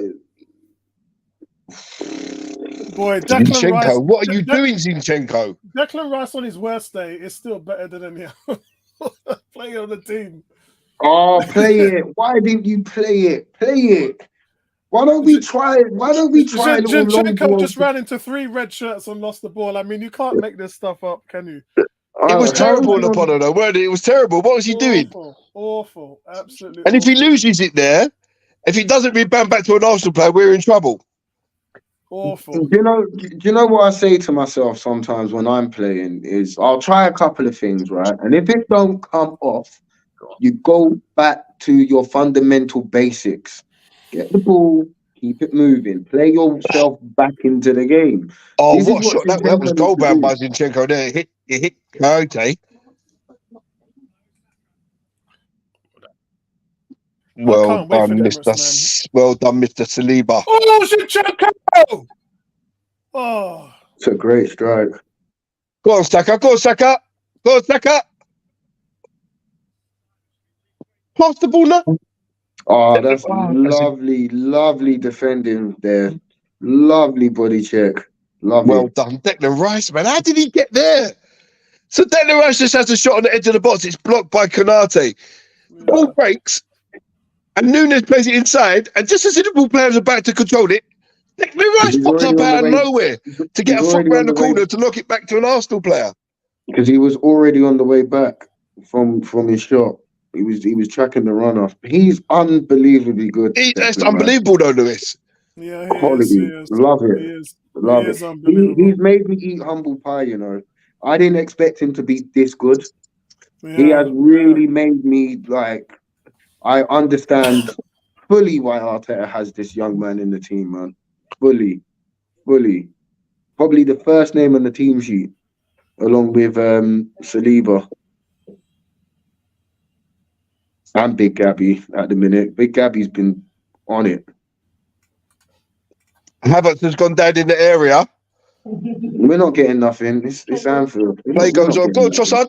Cross it. Oh! But it's not been given, guys. Yeah, it's never. Yeah, he's not going to give that. Havertz goes down too easy. Oh, go on, Trossard! How many blocks have Liverpool had today?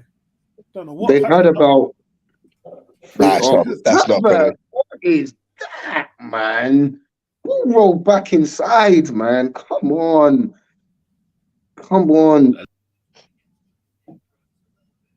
Yeah, he gets a nudge on his back. It's not enough. It's not enough for me.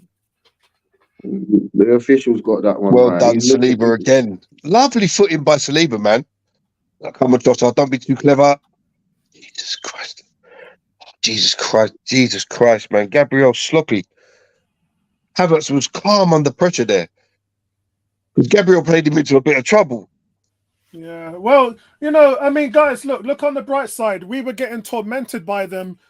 We were getting roasted by them, and we've got calm and maintenance now in possession. So we've really taken the sting out of Liverpool. As much, you know what it looks like now. As much as Liverpool want to win it, they don't want to win it because they don't want us to win it. Exactly. It's damned if you do, damned if you don't. Now they're pressing us. Now they're pressing.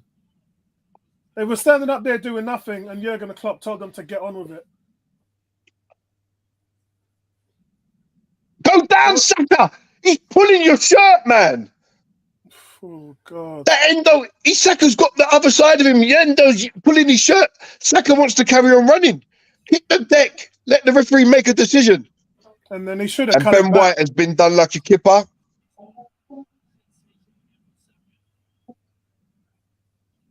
But it's not in Saka's nature to dive, though. He's too honest. And is that Eddie making the tackle there? And that's Eddie Nketiah on the edge of his box making a tackle. Well done, Eddie. That's great work to get back in. Yeah. Great work.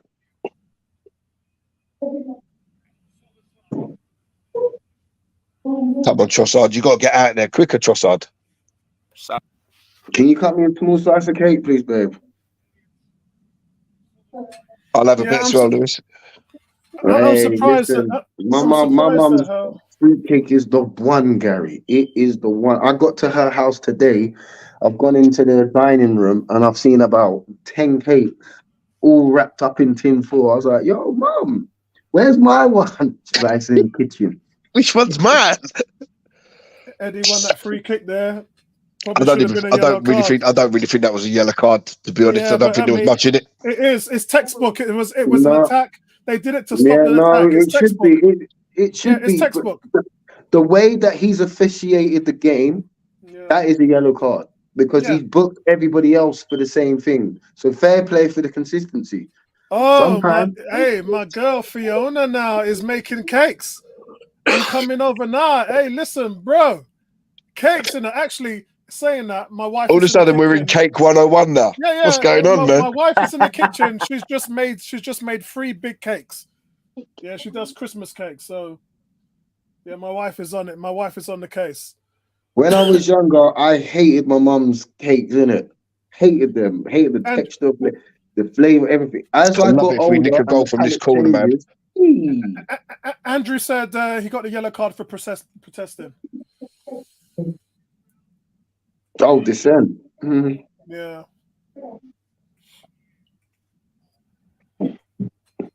In saying that, what kind of a corner is that? Jesus Christ, P-roller. In the second half, but he's a liability, man, and he should have been taken off a long time ago. The only problem is the only option they had, which you didn't like, was Kivior. That's a terrible corner. Wow. Wow. Austin, you fancy taking corners for Arsenal? Because Trossard can't. Said you can take better corners than Trossard. Throw the damn ball, man. It was a terrible, terrible corner. Terrible corner.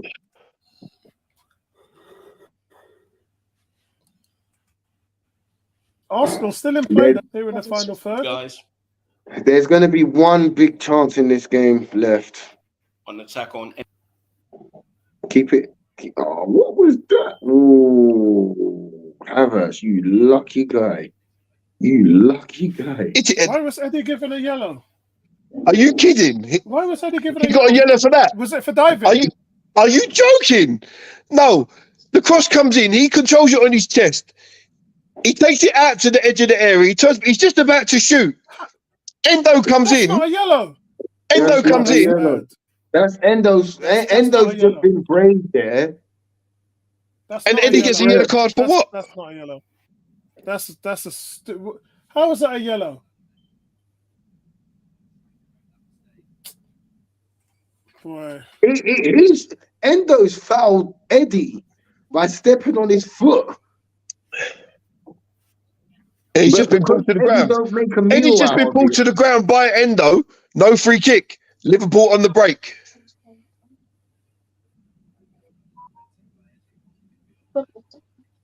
How the hell? Well done, Declan Rice. Again, Declan Rice break it. And Odegaard pushed in the back.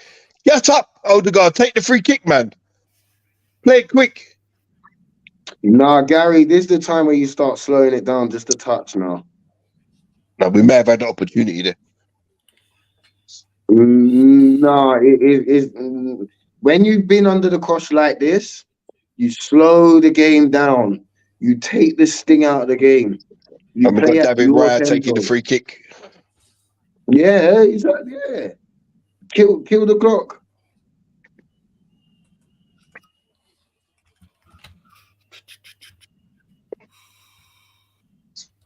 Kill the clock. Sometimes, He's pumped that long, man. as much as I want Arsenal to win this game, we got in trouble. Hey, what's he done? Saka is in trouble, guys. What's he done? Saka's in trouble.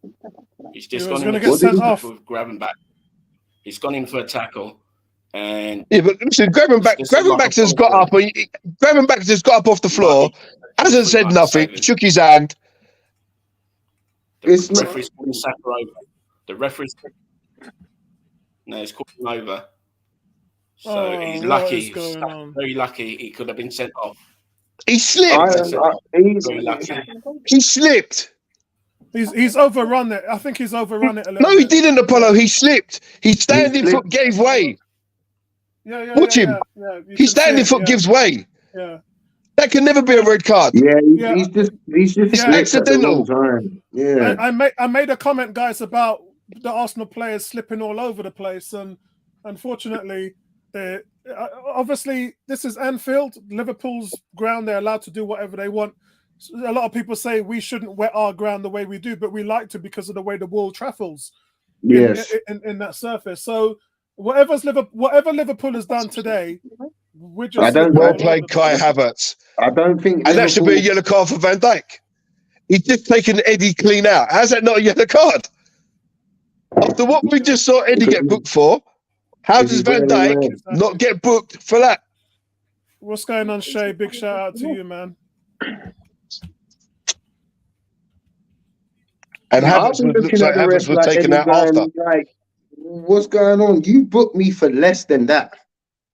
Yeah. You booked me for me being fouled by the opposition, and he's rolled over like he's been shot by a 50 caliber sniper gun.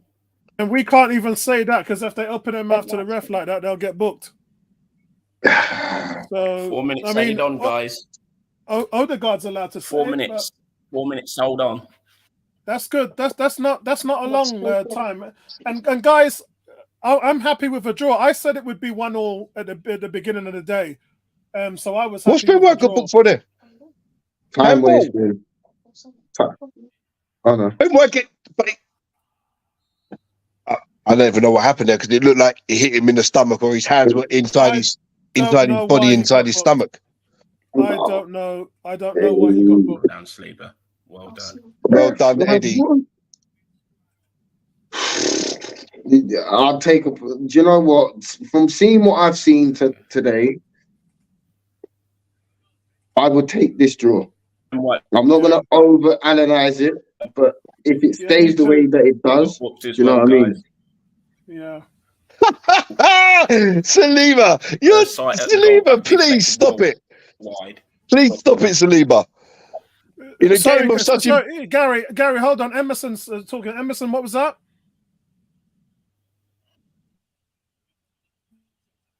What did you say, Emerson?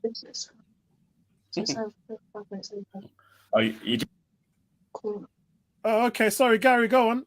Yeah, Saliba just took the mickey. The ball was played down the line. Salah's chasing it. Saliba and Gabriel come across together.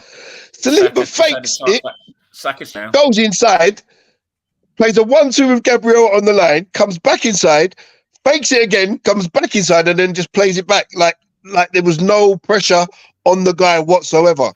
It was ridiculous. Andrew, is that Sky's man of the match is William Saliba? Interesting, because I'd probably not just want to Declan Rice. I was thinking the same, Apollo, or even Gabby for getting the goal. Andrew says it's here, so yeah, I would go Declan Rice on this one. How Declan? It looks like there's 2 or 3 of him on the field. It really does. It's like How many Declan Rices are out there playing for Arsenal Football Club in the midfield at the moment? It just like there's easily more than one. I'd absolutely hate to play against Declan Rice. I'd absolutely hate to play against him. He's just an athlete. An athlete. So good. Great addition.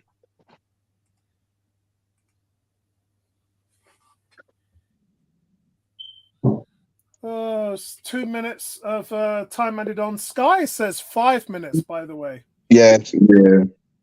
So they're put on an extra minute for some. Yeah, I was just saying that, Fiona, for somewhere. Maybe they got a sign from Jurgen Klopp on the field.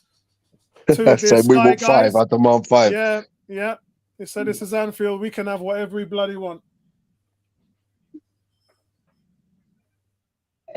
Well, I think if this does end 1-1, I think it's a fair result, to be honest. Yeah, I'll take that. Top at Christmas. Can't complain about Again, that. it's just a shame from our point of view that we've had certain players missing.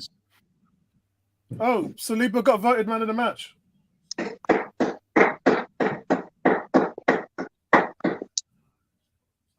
He's class, man. He's so good. So good. Saliba. So good.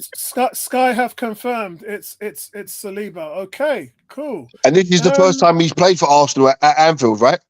Yeah, and also, guys, isn't it funny that a Liverpool player wasn't man of the match at Anfield? Think about it. 18 is not some bullshit here. Saliba's just class, man. For a guy of his age, he plays beyond his years, Saliba. So good. And then you've got Gabby that will just, like, they complement each other so well. Yeah. They really do. Great miss. I don't know what 18's already on. You know what it is, Fiona? 18's on the rum already. And he just told me he bought a whole crate of Sugar Ray. Oh. So he's got the Sugar Ray rum right there, and he's adding in the Mount Gay Bayesian rum. So he's adding the Mount Gay to the Sugar Ray rum. He's on it. He's wasted, man. He's wasted. Let me raise my glass to the rum drinker. Yes, I'm with you. Actually, funny thing, Fiona, I don't drink much alcohol anymore, but I tell you, let me go and get this drink that I am drinking. Game over, guys. Yeah, it's full time. Game over. Fiona, I'm drinking soju, which is a Korean alcohol. That's what I'm drinking at the moment. It's made from white rice and sweet potato. Yeah, that's what I'm drinking now. Soju.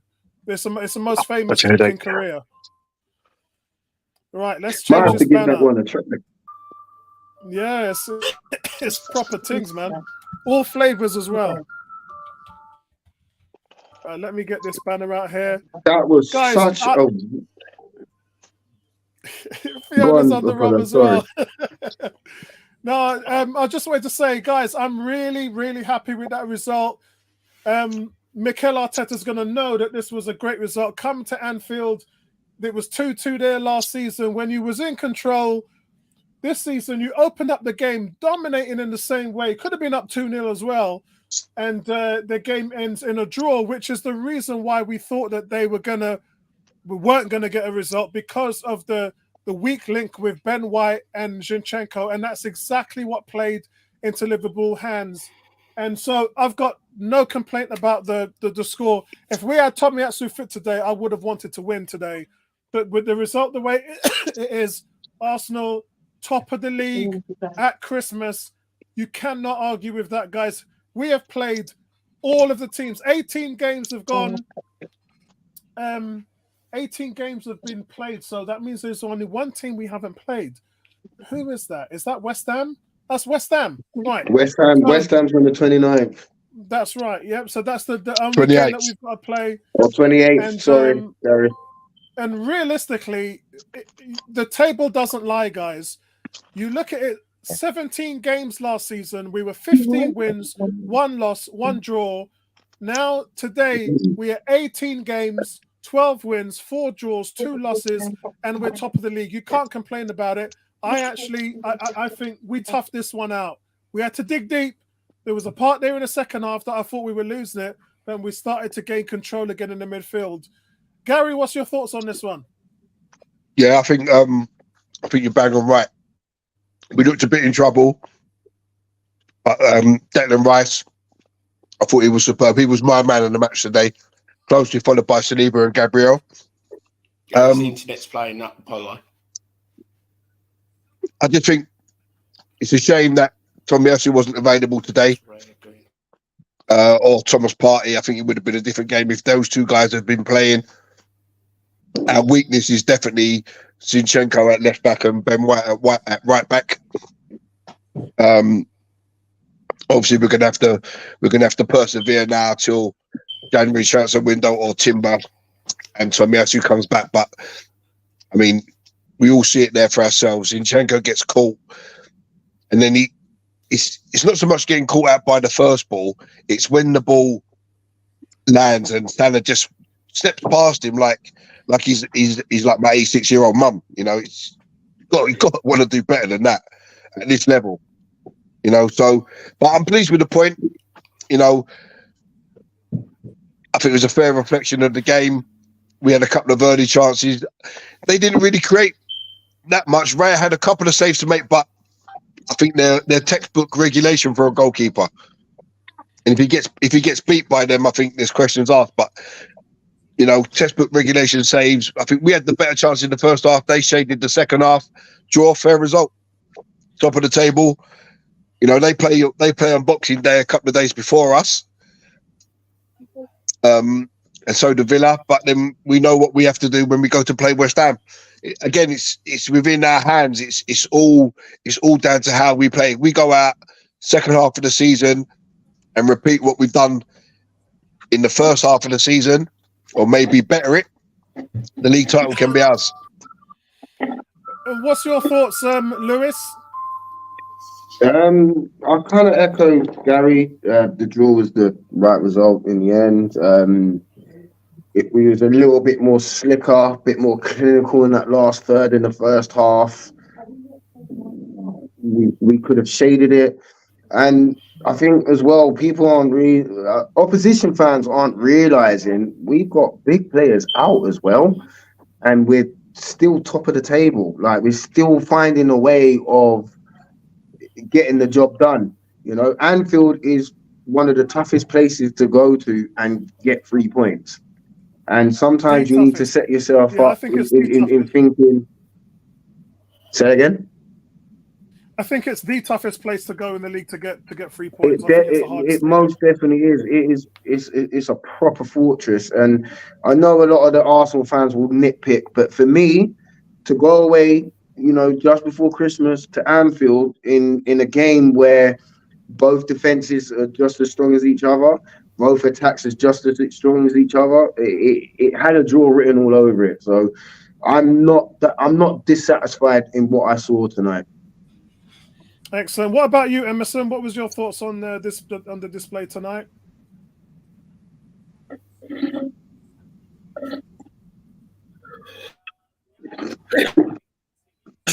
What the other guys just stole my words, what I was going to say. But as I said, most of them, but as I said, we need to. This was going to be our Achilles heel for this. See, for to the other side of Christmas. If we don't sort that out, I got feeling team obviously get goals and things like that. So it'd be interesting to see, you know, he's lining up against West Ham on Thursday. Who's going to be playing on Thursday on the left-hand side of our defence? You know, like left back role, I was to say. You know, because we know we've missed Havertz, so you said Trossard will come in for him. So that's really swap for swap. And then obviously you're going to put an extra player, another extra player with Monster Squad on Thursday. Who that mystery person is going to be, we'll have to wait and see. You know, on the right, guys. There was no youngsters on the bench, if you notice as well. No Waters, no or Namweri. So none of them were on the bench today. So we'll just have to wait and see. see who the academy player they pick on Thursday. Right, guys. Due to my That's it. That's all I have to say. recovering. Follow. Thanks a lot for that, mate. Due to my recovering voice, I've not been able to read all of your comments out tonight, but I do appreciate all the feedback you guys have given as well. Bertram is saying Gabriel and Saliba is his joint man of the match as well. So let me go through the player ratings, and again, I'm not going to talk too much afterwards, so we'll probably cut the stream short after that. Yeah, Now, my head is banging. no problem. I appreciate the fact we're the walking wounded here at 101 at the moment. It's really bad. And guys, I do have to apologize. I know to all the subscribers, you know, we got to try and keep nearly 9,000 subscribers happy, and that's a very difficult thing to do. And I appreciate you guys that are bearing with me through the illness. I normally would put up a lot more content, but I know you guys understand exactly what I've got to go through when I have a lung crash. And so I actually did make 2 videos last week, but I couldn't put them up because they were so bad. I couldn't get a sentence out, and then it's a pain in the neck for me to have to come back and edit it. I just couldn't be bothered to do it. So I appreciate the love from the fan base, and you guys always. We're doing this for you, man. We're putting this out there for you guys, and so I appreciate the love back. So, Raya, I'm going for. Hold on, let me get you guys on silent so that I can. Yep. So, guys, David Raya, I'm going to give him a 6. I thought that Gary mentioned there were times that he didn't come off his line. I thought that maybe a couple of times he didn't, but the rest of the times he did. So he was a little bit proactive in his positioning. And that helps Arsenal defend the high line as well. You don't want a guy planted on his line when the teams are counter-attacking because it makes you liable. And there were 2 or 3 occasions where he came out of the box and really helped the defensive line. I didn't think he had too many. I think, hand on heart, he made 2 good saves today. But as the rest of the guys said on the streams, you'd expect him to make those saves. And I don't think he could have done anything about Salah's finish. It was high, it was sharp. Maybe he could have been a little bit more to the inside of his post, but there really isn't anything he could have done with a shot like that. So I'm going to give him a 6. Ben White, look, it was Liverpool's plan to go at White and Zinchenko because they can't defend.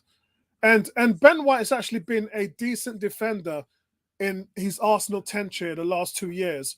But this season, he cannot defend, guys. I love the guy. I call him Mr. Consistency. He hardly has put a foot wrong for Arsenal, but something is going on with the player, and I don't know whether it's personal, but he's so passive. He doesn't close guys down. He drops off, gives you too much space to run at him, to get across in. He's been at fault for 4 goals this season. Let that sink in. Arsenal only let in, 14, 15 goals this season? And he's been one player, he's been at fault for 4 of them. And for me, the only reason why he's playing is because Tomiyasu is injured. It's just an absolute tragedy what's happened to him.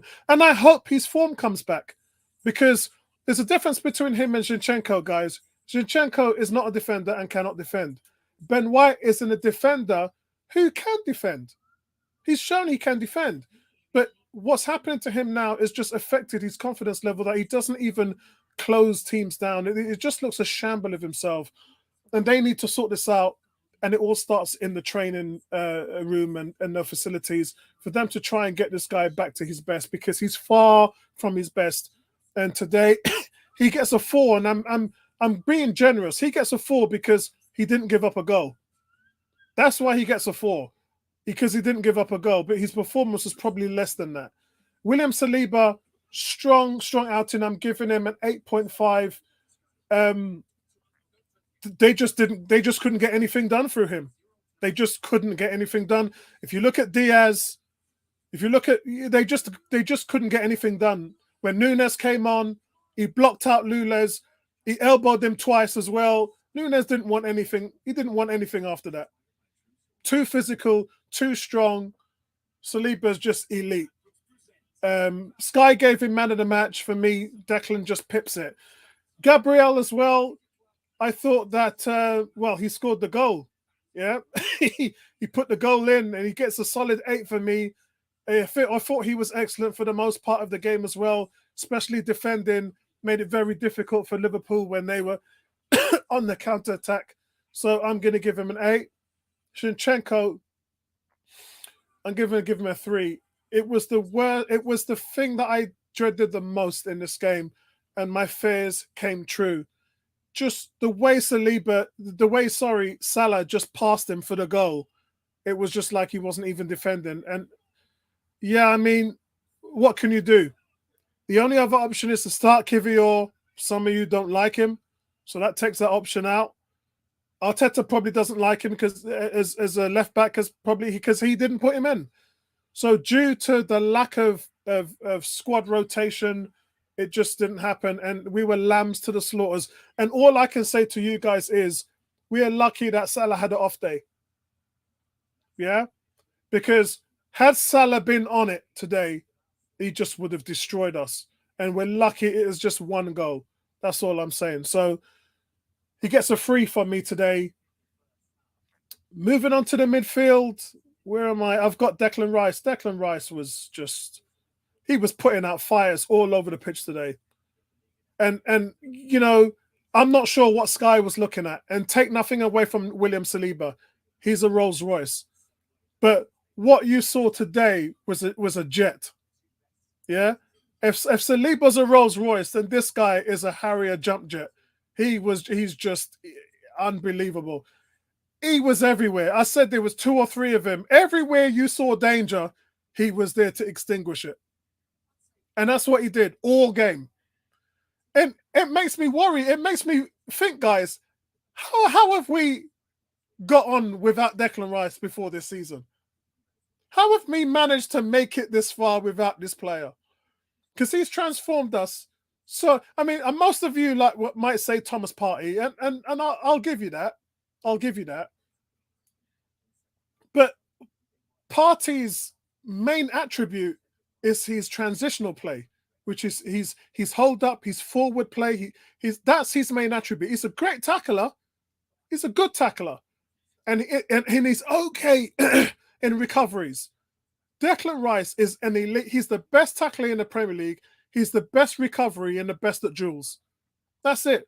Rodri and Partey has him on the offensive side. He hasn't quite got that figured out yet.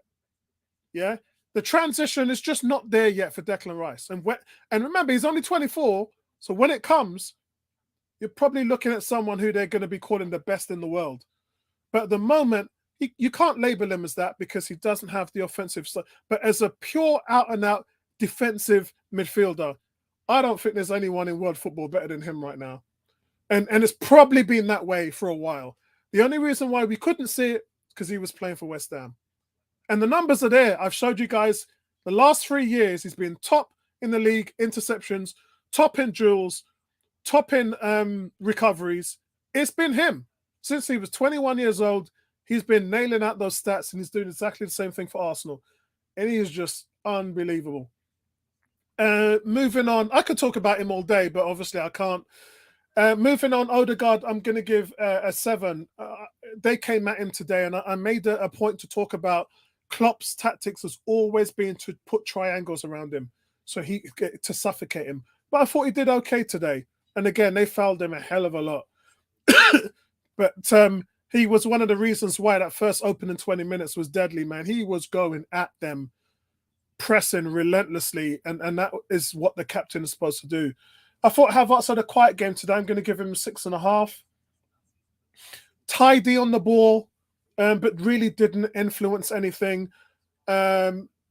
His aerial prowess, again, didn't really pay off big time. He just didn't have one of those games which he's had in the last 4 games. A little bit quiet for me from Havertz today. And let's get to the forward line. And unfortunately, guys, this isn't good. It's not good at all. Saka failed to influence the game as well. There was no conviction from him. He did put 2 crosses in, which went across the line, which were looking for tap-ins. So he could have had a couple of assists today, but he just didn't. Like I said, there was no conviction in his play, no penetration from him whatsoever today, and he was held at bay. Unfortunately, it was one of those days for him. He was maybe the brightest out of the three, although I think Jesus, I'm going to give Jesus a 5 as well. And name me one thing Jesus did that was good today. I can't find anything. He's hold that play, running into the box late. Did he beat defenders, which is what he's one of the best in the team at dribbling? Did he do that today? No. Was his hold that play good? It's average. It wasn't a disaster. He held up the ball on a few occasions, but really didn't do anything with it. And unfortunately, I probably would have taken him off earlier for Eddie. Yeah, not a good game from him today. Martinelli, guys, I've saved the worst till last. What an awful game from him. This is as bad as you'd ever see Martinelli in an Arsenal shirt. What guys, sometimes when a player's bad, a player is bad on the player. But other times, guys, when a player's bad, it's a hindrance to the team. It hurts the team. And today, Martinelli just hurt the team because he was in all sorts. Nothing was coming off for him today. I'm surprised. We've seen performances like this in the past, and we've seen guys not even walk out for the second half. How he made it out for the second half is anybody's business. I really don't know how he was able to get onto the field.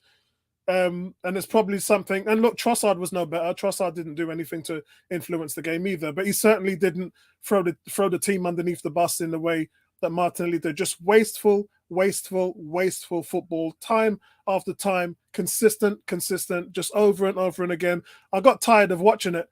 I didn't comment a lot on it because I left that mostly for you guys. But for me, watching it tirelessly, it's watching the same thing over and over and over and over again. If I was Arteta, I just would have yanked him, and he didn't do it. So fair on Arteta, but he was awful today. Let's just live in hope that we're not going to see a performance from Martinelli as bad as this. But it does show you why his goal tally is so bad this season. He's just not been on it. I'm surprised, really, that someone hasn't been given the reins on that left. I said to you guys every week, I said I'd put Jesus out on there. And then I'd put Eddie or Havertz in the middle. And then maybe put Trossard at the 8. I'd shake it up a little bit. But whatever's happening on the offense there, they're not delivering. The midfield has been great. The defense has been great. Goalkeeper, questionable. But up top, apart from Saka, you just have to look at the goals. And to be fair with Jesus, he's been starting to score lately. The goals are starting to come with him. So he just didn't have a good game today. Arteta, I'm going to give him a 7. You've gone to Anfield. You've set the team up. The preparation was great because I love the way they came out and just they came out and basically knocked Liverpool down. They knocked them out in the first round. It wasn't a TKO, but they knocked Liverpool out in the first round, and that was down to the manager. Your preparation, your game plan, everything was working today. And unfortunately, because of injuries, and it is injuries, guys, because you've had to put Zinchenko in there. You were lambs to the slaughter, and you just should be lucky that it just was one goal that we let in, because Liverpool, they really could have. If Salah was on it, it could have been awful today. God, I'm out of breath. Who wants to go? Let's mix it up a little bit. Let's go with Emerson. Emerson, you go. Give me your ratings.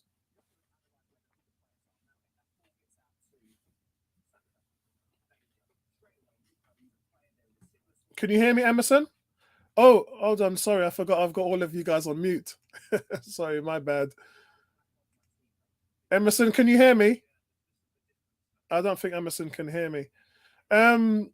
Gary, you go next. Yeah, so David Raya. I thought the couple of saves he made were pretty regulation for a goalkeeper. You'd expect your goalkeeper to make them saves. He was a bit mixed today coming out for balls. There was a couple that I thought he could have come for that he didn't. But whatever he did come for, he caught really well. Distributed it a bit quicker, but kind of held on to it. And then when he did distribute it with a throw, he kind of played the Arsenal player. I think it was Declan Rice into a spot of trouble, which was a bit needless. But on the whole, he was okay. So I'll give David Raya a 7.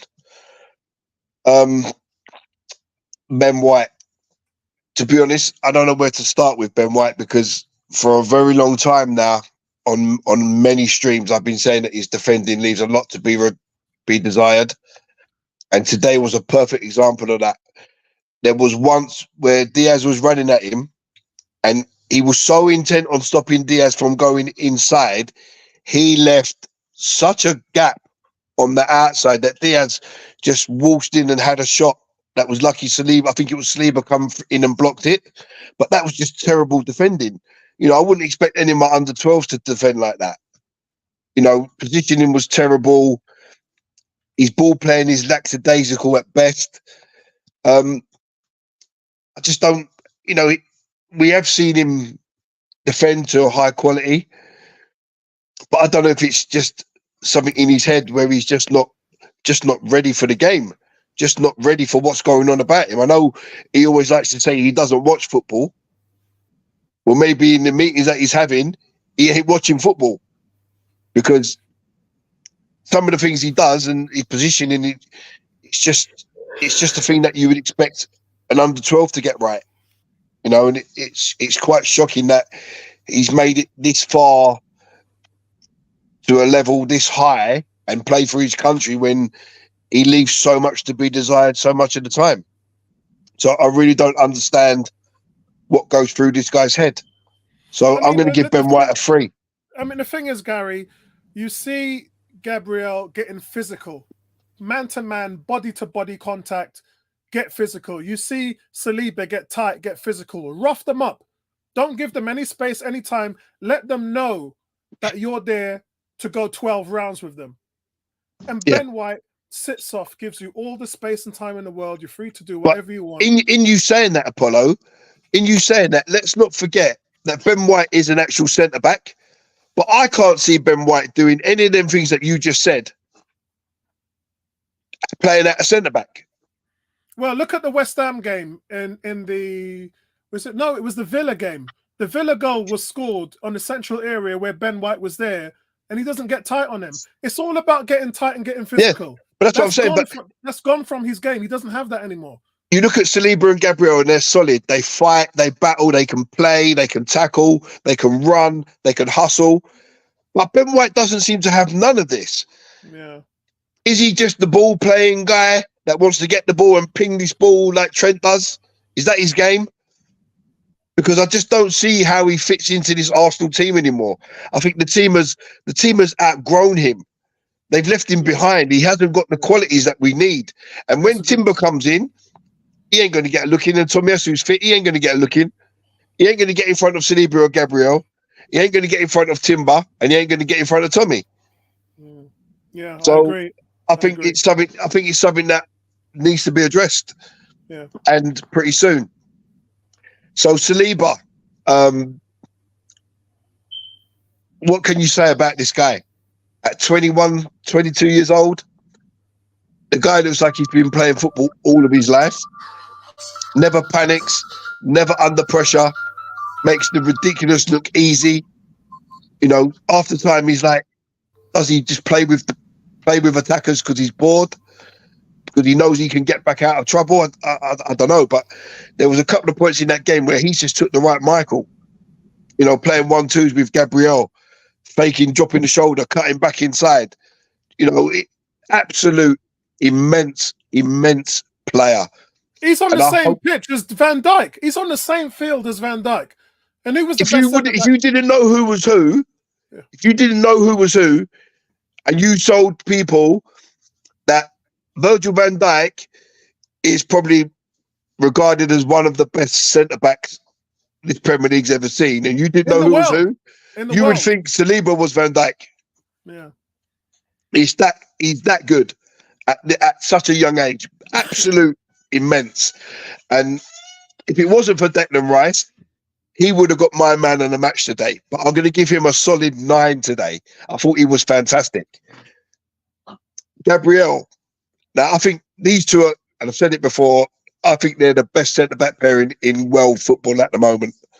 Between the two of them, they've got everything. They can play the high line. They can play the low block. They can step in and tackle. They can win it in the air. They can play it on the floor. They can bring the ball out.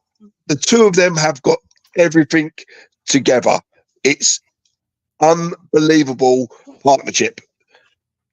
Gabriel pops up with the goal today. He was solid at the back. It's a dream pairing.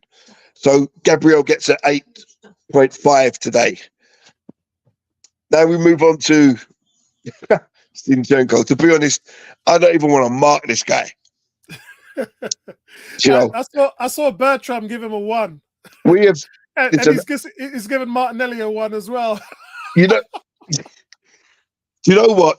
To be honest, Zinchenko's defending had come along because we've seen in a few games he's been really solid. Yeah, was it against City when they brought Doku on or something like that? I made a point. The last 25, 30 minutes of this game, he took the ball off Salah 3 times. Yeah, but we've seen him do it, and we said, "Oh no, he's in trouble now." Look, and he won every single tackle, and he done it today in the last half hour. But it's when you're not a defensive player, your mind is not prepared to defend for 90 plus minutes. So even when he gets caught out with that long ball, when he gets back into position, he's actually square on. So once Salah goes left or right, he can't turn his body because he's facing the wrong way. He's not side on, he's square. That's why all he can do is stick out the little leg. And if he catches Salah, he's going to give away a penalty. So, but at this level, that is ridiculous. You should know basic defending. If I put any of my under 12s in that position, they would know which way their body should be facing. No matter if it was a centre forward who was defending in that area, they would know because they're taught it. And how you can be square on, and you're talking about an international player here. Yeah, you're not talking about a little kid who's making his first appearance ever. You're talking about a seasoned international Premier League player. And I don't understand how that basic element of defending is not in this guy's game. And we've seen it time and time again. It's not the first time. So I'm going to give Zinchenko a 2. And I thought there was even times in the game where he's just tried to do too much when he's got the ball in midfield. There was one he tried to some outrageous kind of Cruyff turn back towards his own goal and lost the ball and Liverpool broke. Yeah, I remember that. And I just don't get it. Yeah. So I'm going to give him a 2. The quicker that Tommy comes back and Timber comes back, then we don't have to see these guys. But we need to upgrade. Zinchenko either has to move into the 8, or there's no place for him in this team. Yeah. And the answer is not bring Kieran Tierney back for 2 reasons. I think some people forget that Kieran Tierney for a couple of years now has been playing these top teams like City and Liverpool, and he's just got rinsed left, right, and centre. And so he hasn't proven himself either. The only person I've seen who plays for Arsenal who's been able to stand up to these wingers is Tomiyasu. Yeah, 100%. Yeah, it's the only person. And Tierney's not the answer because he can't stay fit. Yeah, that's the other reason. It's nobody that can't stay fit. Yeah, there's got to be a proper left back out there somewhere. Yeah, I love his game. I love his passion. I love his intensity. I love his grit. But Gary's made the statement, and this goes to you as well, Lewis. Gary's made a statement that has the team outgrown them. We're not 8th place trying to get into top 4 anymore. We gotta get rid of all of that mindset, guys. That's it. He's 100% Apollo. You've hit the nail right on the head there, mate. Because we're trying to win a Champions League, guys. We're trying to win the title. It was said, you're only going to go and sign players that can improve the team, that take the team up a level. Declan Rice has come in and he took the team up a couple of levels, not just one. He's hit that team bang, bang, bang. Yeah. We're playing up here now, guys, and he's dragging them along in some games, up to his standard. But when you're looking at the likes of Ben White and Zinchenko defensively, are they really good enough? Because it's not for me, it's not on a game basis. You've got to do it. If you're playing 26 games, 26 times, you've got to go out there and perform like it's the last game you're ever going to play. Rice before the game, before the starting whistle blows, you know that guy's going to give you an 8. Exactly. 7 at worst. Yeah, but you know 100%. you're going to get an 8, 9 from Declan Rice. And what a position is that there to be in? I mean, Liverpool have revamped their whole midfield this season. He outplayed them. Yeah, well, he was always going to. He outplays most people, Declan Rice. But, you know, look at what we're saying. We're saying, well, you know that before the ball's even kicked, Declan Rice is going to give you an 8 minimum. But we're talking Zinchenko and Gabriel and Ben White here at 2 and 3. You know, that what is that? How can you be so far below other members of the team? In a game of this magnitude, Exactly. 2 top teams in the league. You know, it's an important game. And we're talking about players who are out of position, who are not standing correctly. And you may think that the difference between standing square and standing side on is not a major difference, but it is. Because when you're square, you can't turn left, you can't turn right. When you're side on, you can turn this way, your body automatically comes across the attacker, or if he goes inside, your body automatically cuts him off there. But when you're square, it doesn't happen. And if you watch the goal, he's as square as a brick wall. That's why Salah skips past him so easily, because his whole body shape is wrong. And at this level, for such a seasoned professional, that is disgraceful. So we leave that there. But Declan Rice, I don't know what we say about this guy, because we saw him at West Ham, and we saw the performance he put in, and the dirty side of the game. He loves it. He lives for it. Last week he played and he wasn't even well, and he still outperformed everyone on that pitch. And he never gets booked. So what was that, Apollo? He never gets booked. He picks up 2 yellow cards in 18 games this season. You know, 2 yellow cards in 18 games. That says it all. 9 times out of 10, or 9.9 times out of 10, his tackling is spot on. Today, I thought he was absolutely magnificent today. I'm going to give him a 10. I'm going to give the guy a 10. Yeah. He was that good today. I thought he breaks it up. He brings the ball out. He makes tackles. He's always there on the cover. He reads the game exceptionally well. He's constantly dragging the team forward. Immense player. Odegaard. Sorry, my voice is starting to go. Odegaard, I think he was on the periphery after the first sort of 15, 20 minutes of the game. Couple of sloppy little times he got caught, but overall, he's going to make things happen for us. But I think he needs the support of the front three making runs to help his game. And when that doesn't happen, I think that hampers his game. But I thought he had a solid game. Good free kick for the goal. So I'm going to give Odegaard a solid 7. Havertz today on his defensive side of the game, but didn't really do enough offensively. But in this grand scheme of things, we probably needed his defensive side of the game a little bit more today than we did his offensive side. So I'm not too upset with it, if that makes sense.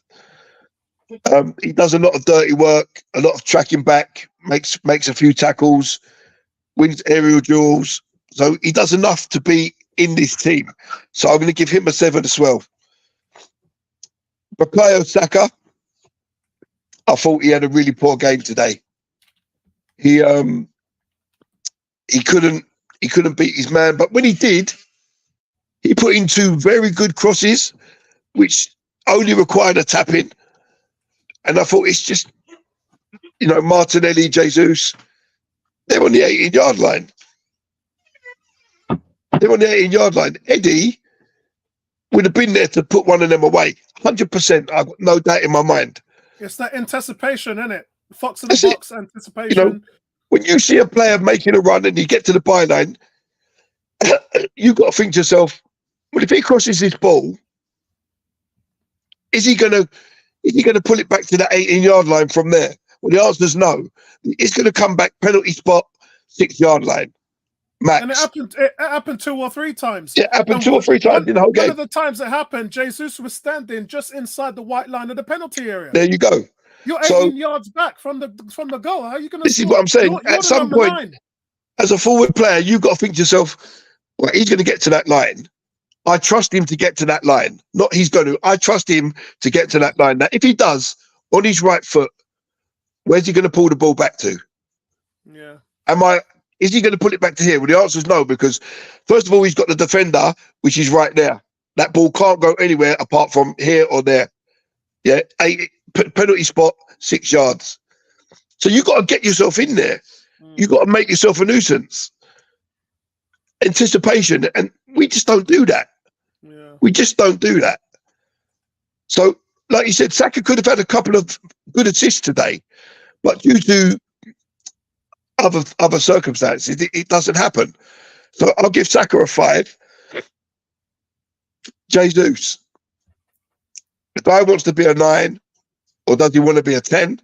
Does he want to be an 11? Does he want to be a 7? Does he want to be a 6? Does he want to be an 8? Because we see this guy playing all these positions in one game. If you're a striker, be a striker. Where you can hurt the opposition most. Control the ball, use the ball. He's constantly overplaying. Constantly. Everything he does has to have a Cruyff turn or a flick over the defender or I want to beat the same man 5 times. I swear he even waits for the guy to get back up off the floor so he can beat him again. And it's just too much. Yeah. Simple, control, pass, move. More importantly, when the likes of Saka and Martinelli are getting to the byline, put yourself in a position where you can score. It's not hard. So I'm going to give Jesus a 4. Martinelli, my God. Another one I don't even want to mark, to be honest with you. But Lewis 2 is things. like, I'm going to mark him, boy. 2 things with Martinelli. I think Lewis said it in the stream. He gets so much possession of the ball. I know sometimes we tend to go down Saka. But if you watch it, Martinelli gets so much possession of the football. Yeah, and today he was mostly one-on-one. Normally we see them both double-teamed. But I think they had an extra man over to cover Odegaard and Saka. So the one stage I said to you guys, Saka was triple teamed. What does that mean? Martinelli leaves you one-on-one. I mean, there was the one point for me that sticks out. I think he got played through. And as he's one-on-one with the defender, hit it with your left foot. If you're not going to, chop it back in and bang it straight away with your right. He done neither. And he just gets crowded out all the time. And I don't get it. Why is there no Saka go play left, Martinelli go play right? Go play on your strong foot. Saka come play on your strong foot. Why does this not happen? Why does Arteta see in the game where he thinks, I'm just going to leave Martinelli there and I'm going to leave Saka over there. They're on the opposite wings to the foot that they use. But occasionally Saka will use his right foot. Occasionally Martinelli will use his left foot.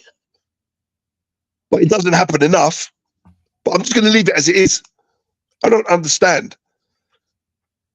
Does Martinelli not work in training where you get played in? And we see so many players do it. We saw Joe Gomez do it twice today as a right back. You know, come and play as a left back, but you get the ball and he just hit a shot and the keeper makes 2 good saves from Joe Gomez. Why can't our wingers do this? Why do we always constantly want to run the ball to the line and try to cut it back? Why are we not shooting and trying to score goals? Yeah, I really don't understand it. It's a problem this season. It's definitely a problem this season. And I'm disappointed with Martinelli this season. The true test of a player is when they repeat the things that they do over and over and over again. So take Harry Kane.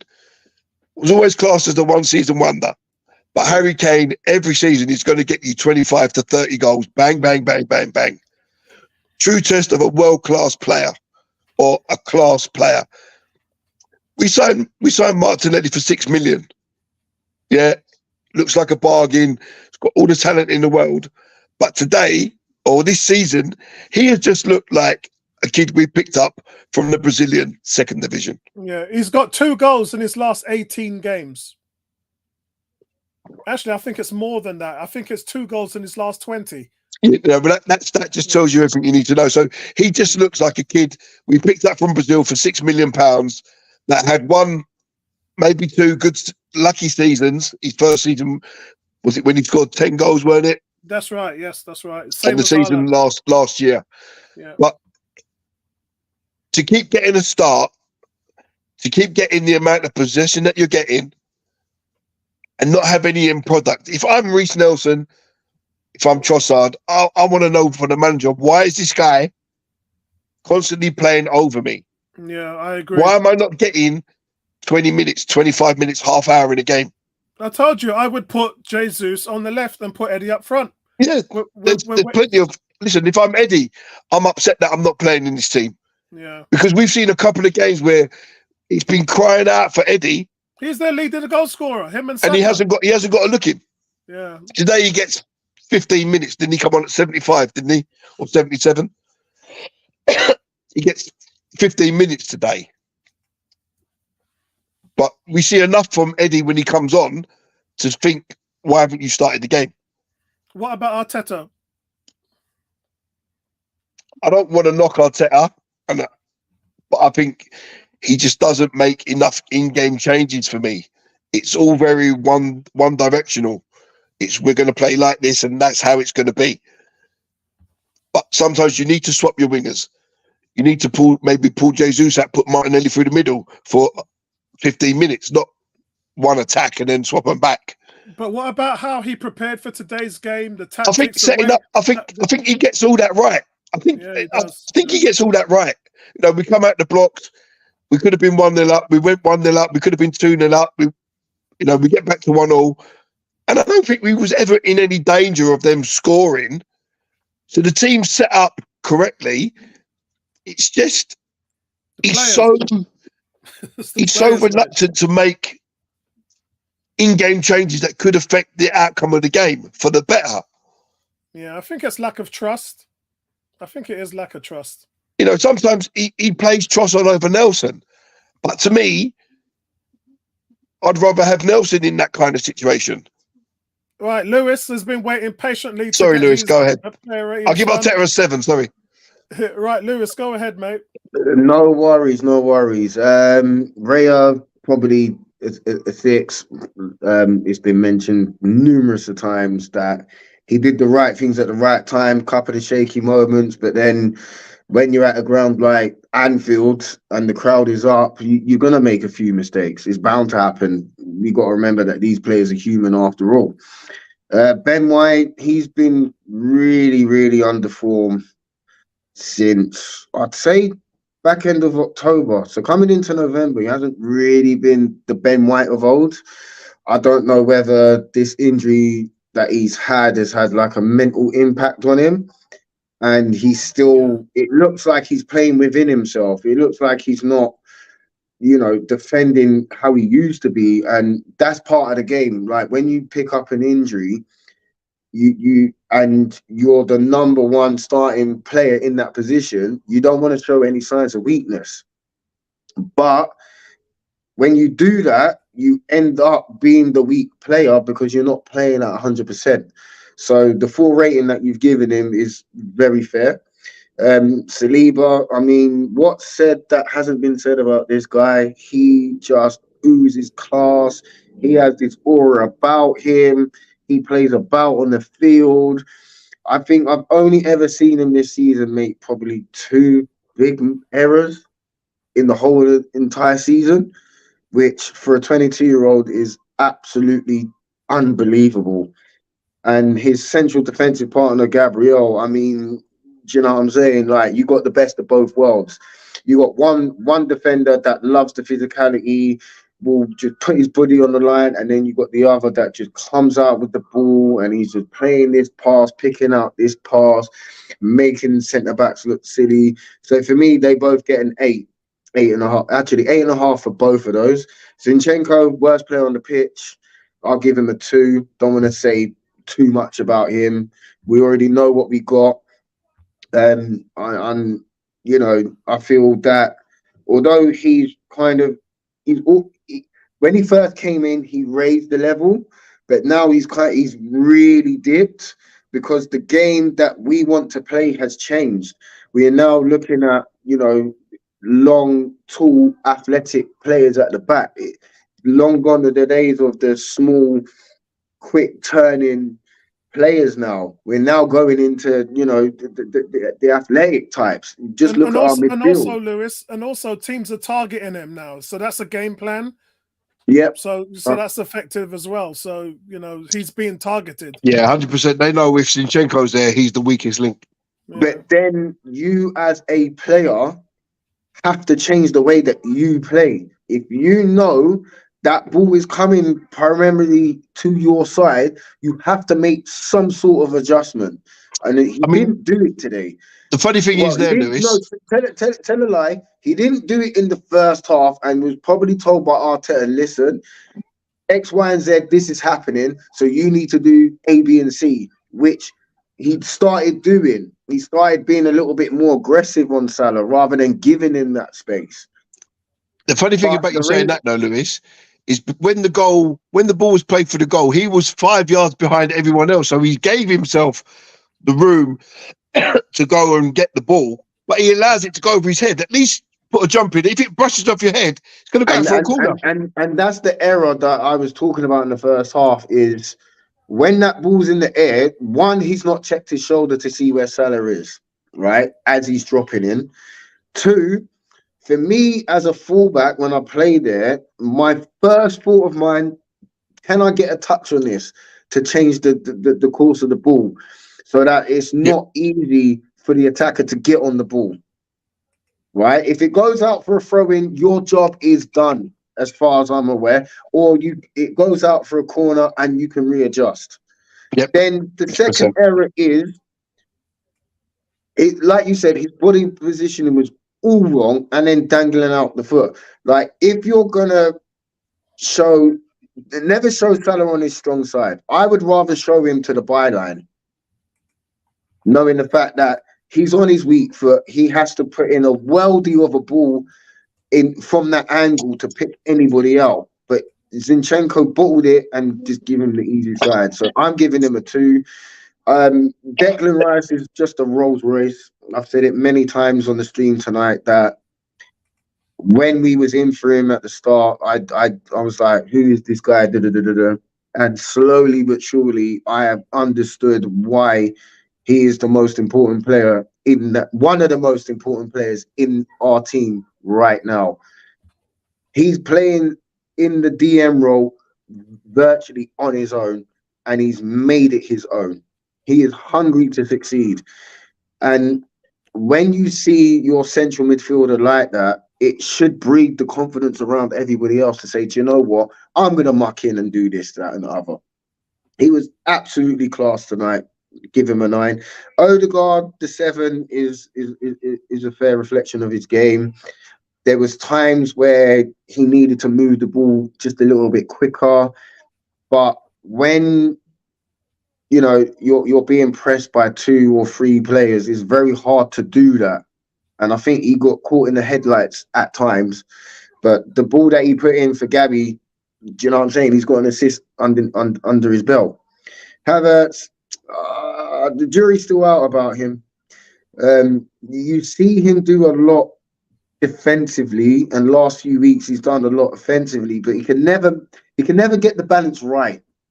You know, and especially in transition tonight, I felt that it wasn't slick enough from him. It wasn't tidy enough from him at times, where all it needed was just like a little ball around the corner and then you move on. So the 6.5 is right. Saka, Martinelli, and Jesus. I mean, it was the flattest front three performance I've seen in such a long time. Martinelli, I would have hooked off at half time. I'll give him, a 2. Jesus, he won a few free kicks, but that was about it. I'll give him a 4. And the fact that, if both Jesus and Martinelli were a little bit more on their toes, Saka gets 2 assists tonight, and we're not giving him such a bad rating. And when you want to win a title, and when you want to win at a ground that you haven't won at for a long time, you need to start busting a gut in the offensive areas. You should already know what Saka's going to do with the ball before he picks it up. Those runs in and around that 6-yard box need to be made. You need to make them. You need to create havoc in that box. And I don't think we didn't do it at all today. It was really, really bad. Really bad from the front three.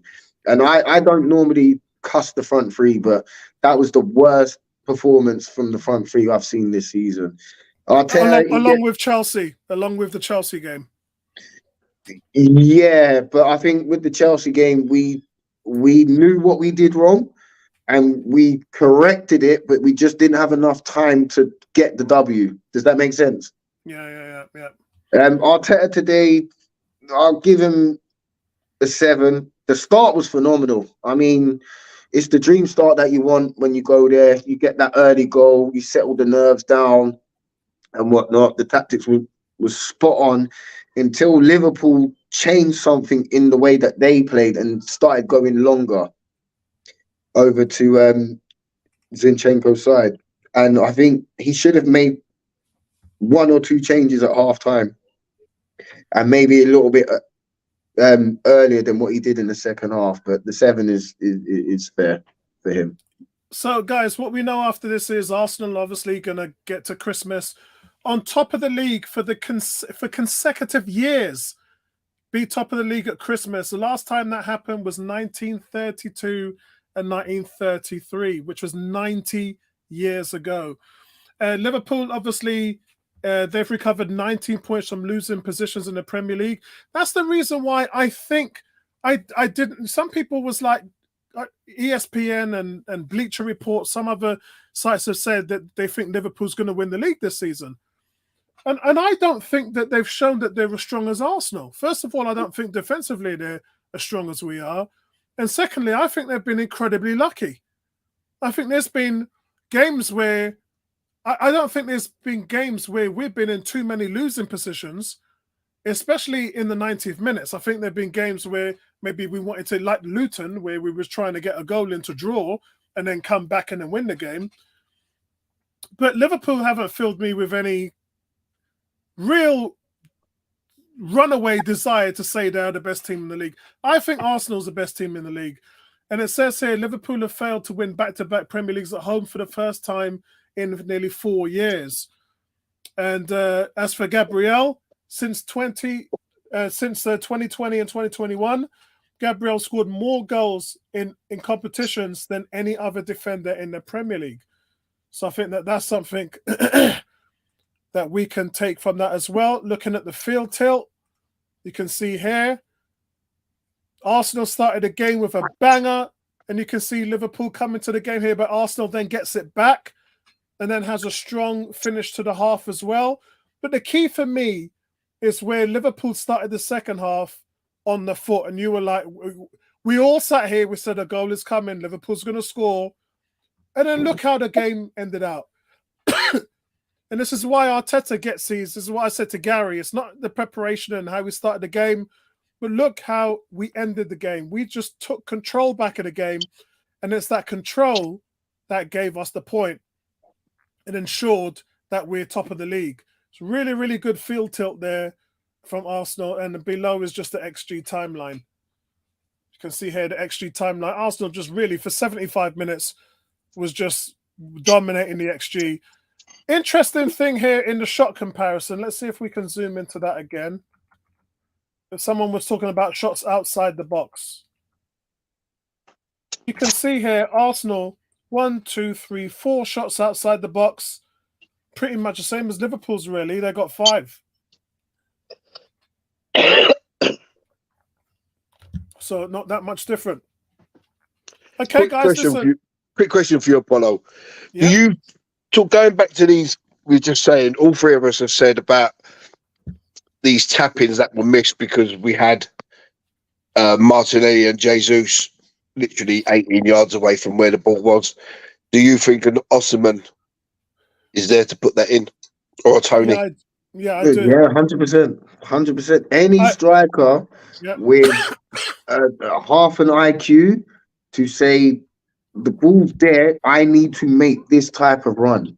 Right? And I say it to all my forwards as well. Like, when the ball's out wide, you need to make an unselfish run somewhere to create space for somebody else. So if Jesus is in his position and he comes towards Saka, it opens it up in the middle. Someone has to go with him.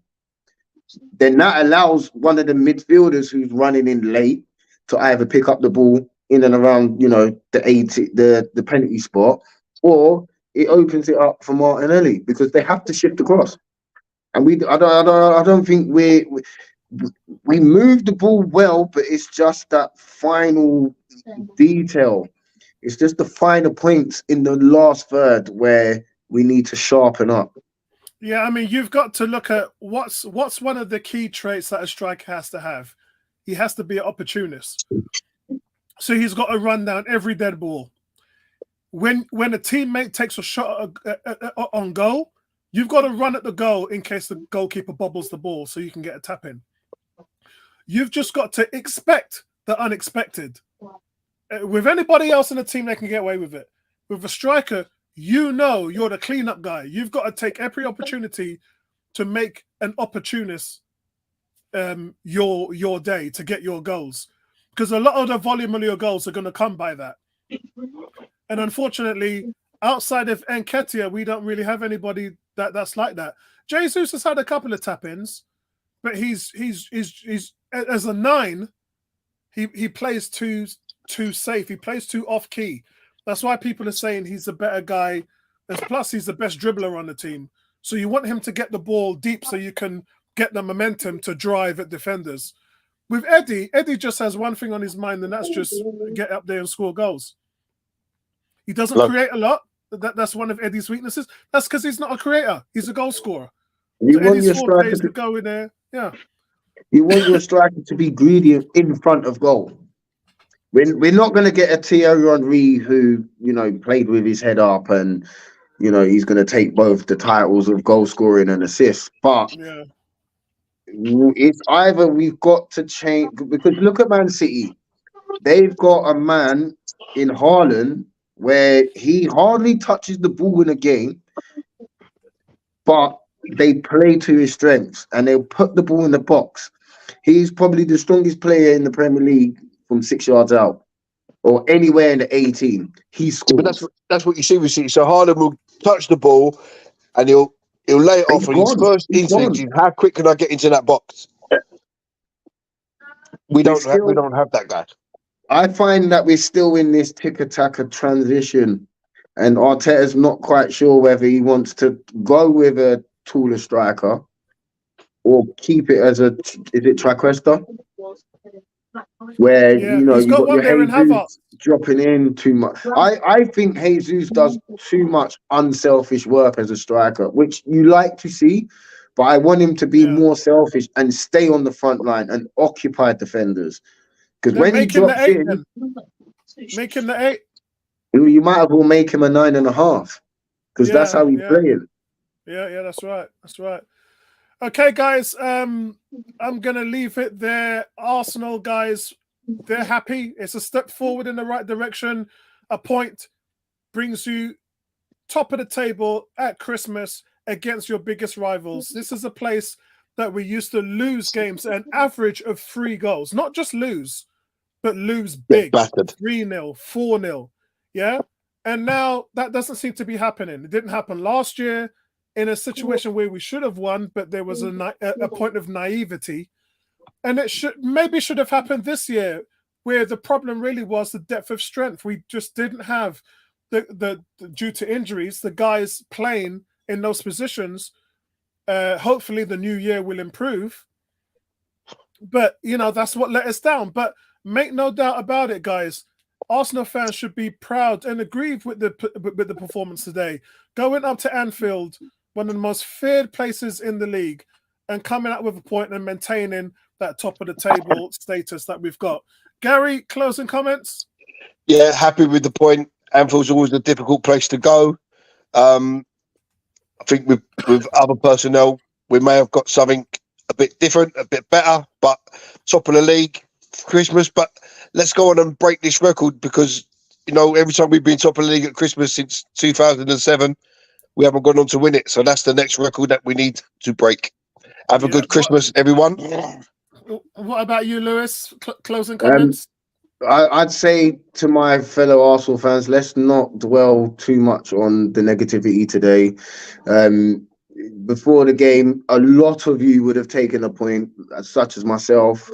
Did we have the opportunity to win it? Yes, we did. But you got to understand that Anfield is a bloody fortress, man. And it's going to take some to really knock them off their perch. And they're a little bit like us, where they've got a lot of, you know, players out missing in key positions, you know, and they're still finding a way to get into games. And winning the Premier League is always going to be tough. It's always going to be tough. But I want everyone to have, if you celebrate Christmas, have a great Christmas. If you don't, stay healthy, you know, look after your well-being. And hopefully to see you all on Thursday for the West Ham game. Yeah, I'll be there at the Emirates for that one as well. All right, guys, listen, have a good Christmas and good holiday season. Peace, love, and respect to all of you lot, man. And we'll see you in the next one. Nice one, guys. See you later, guys.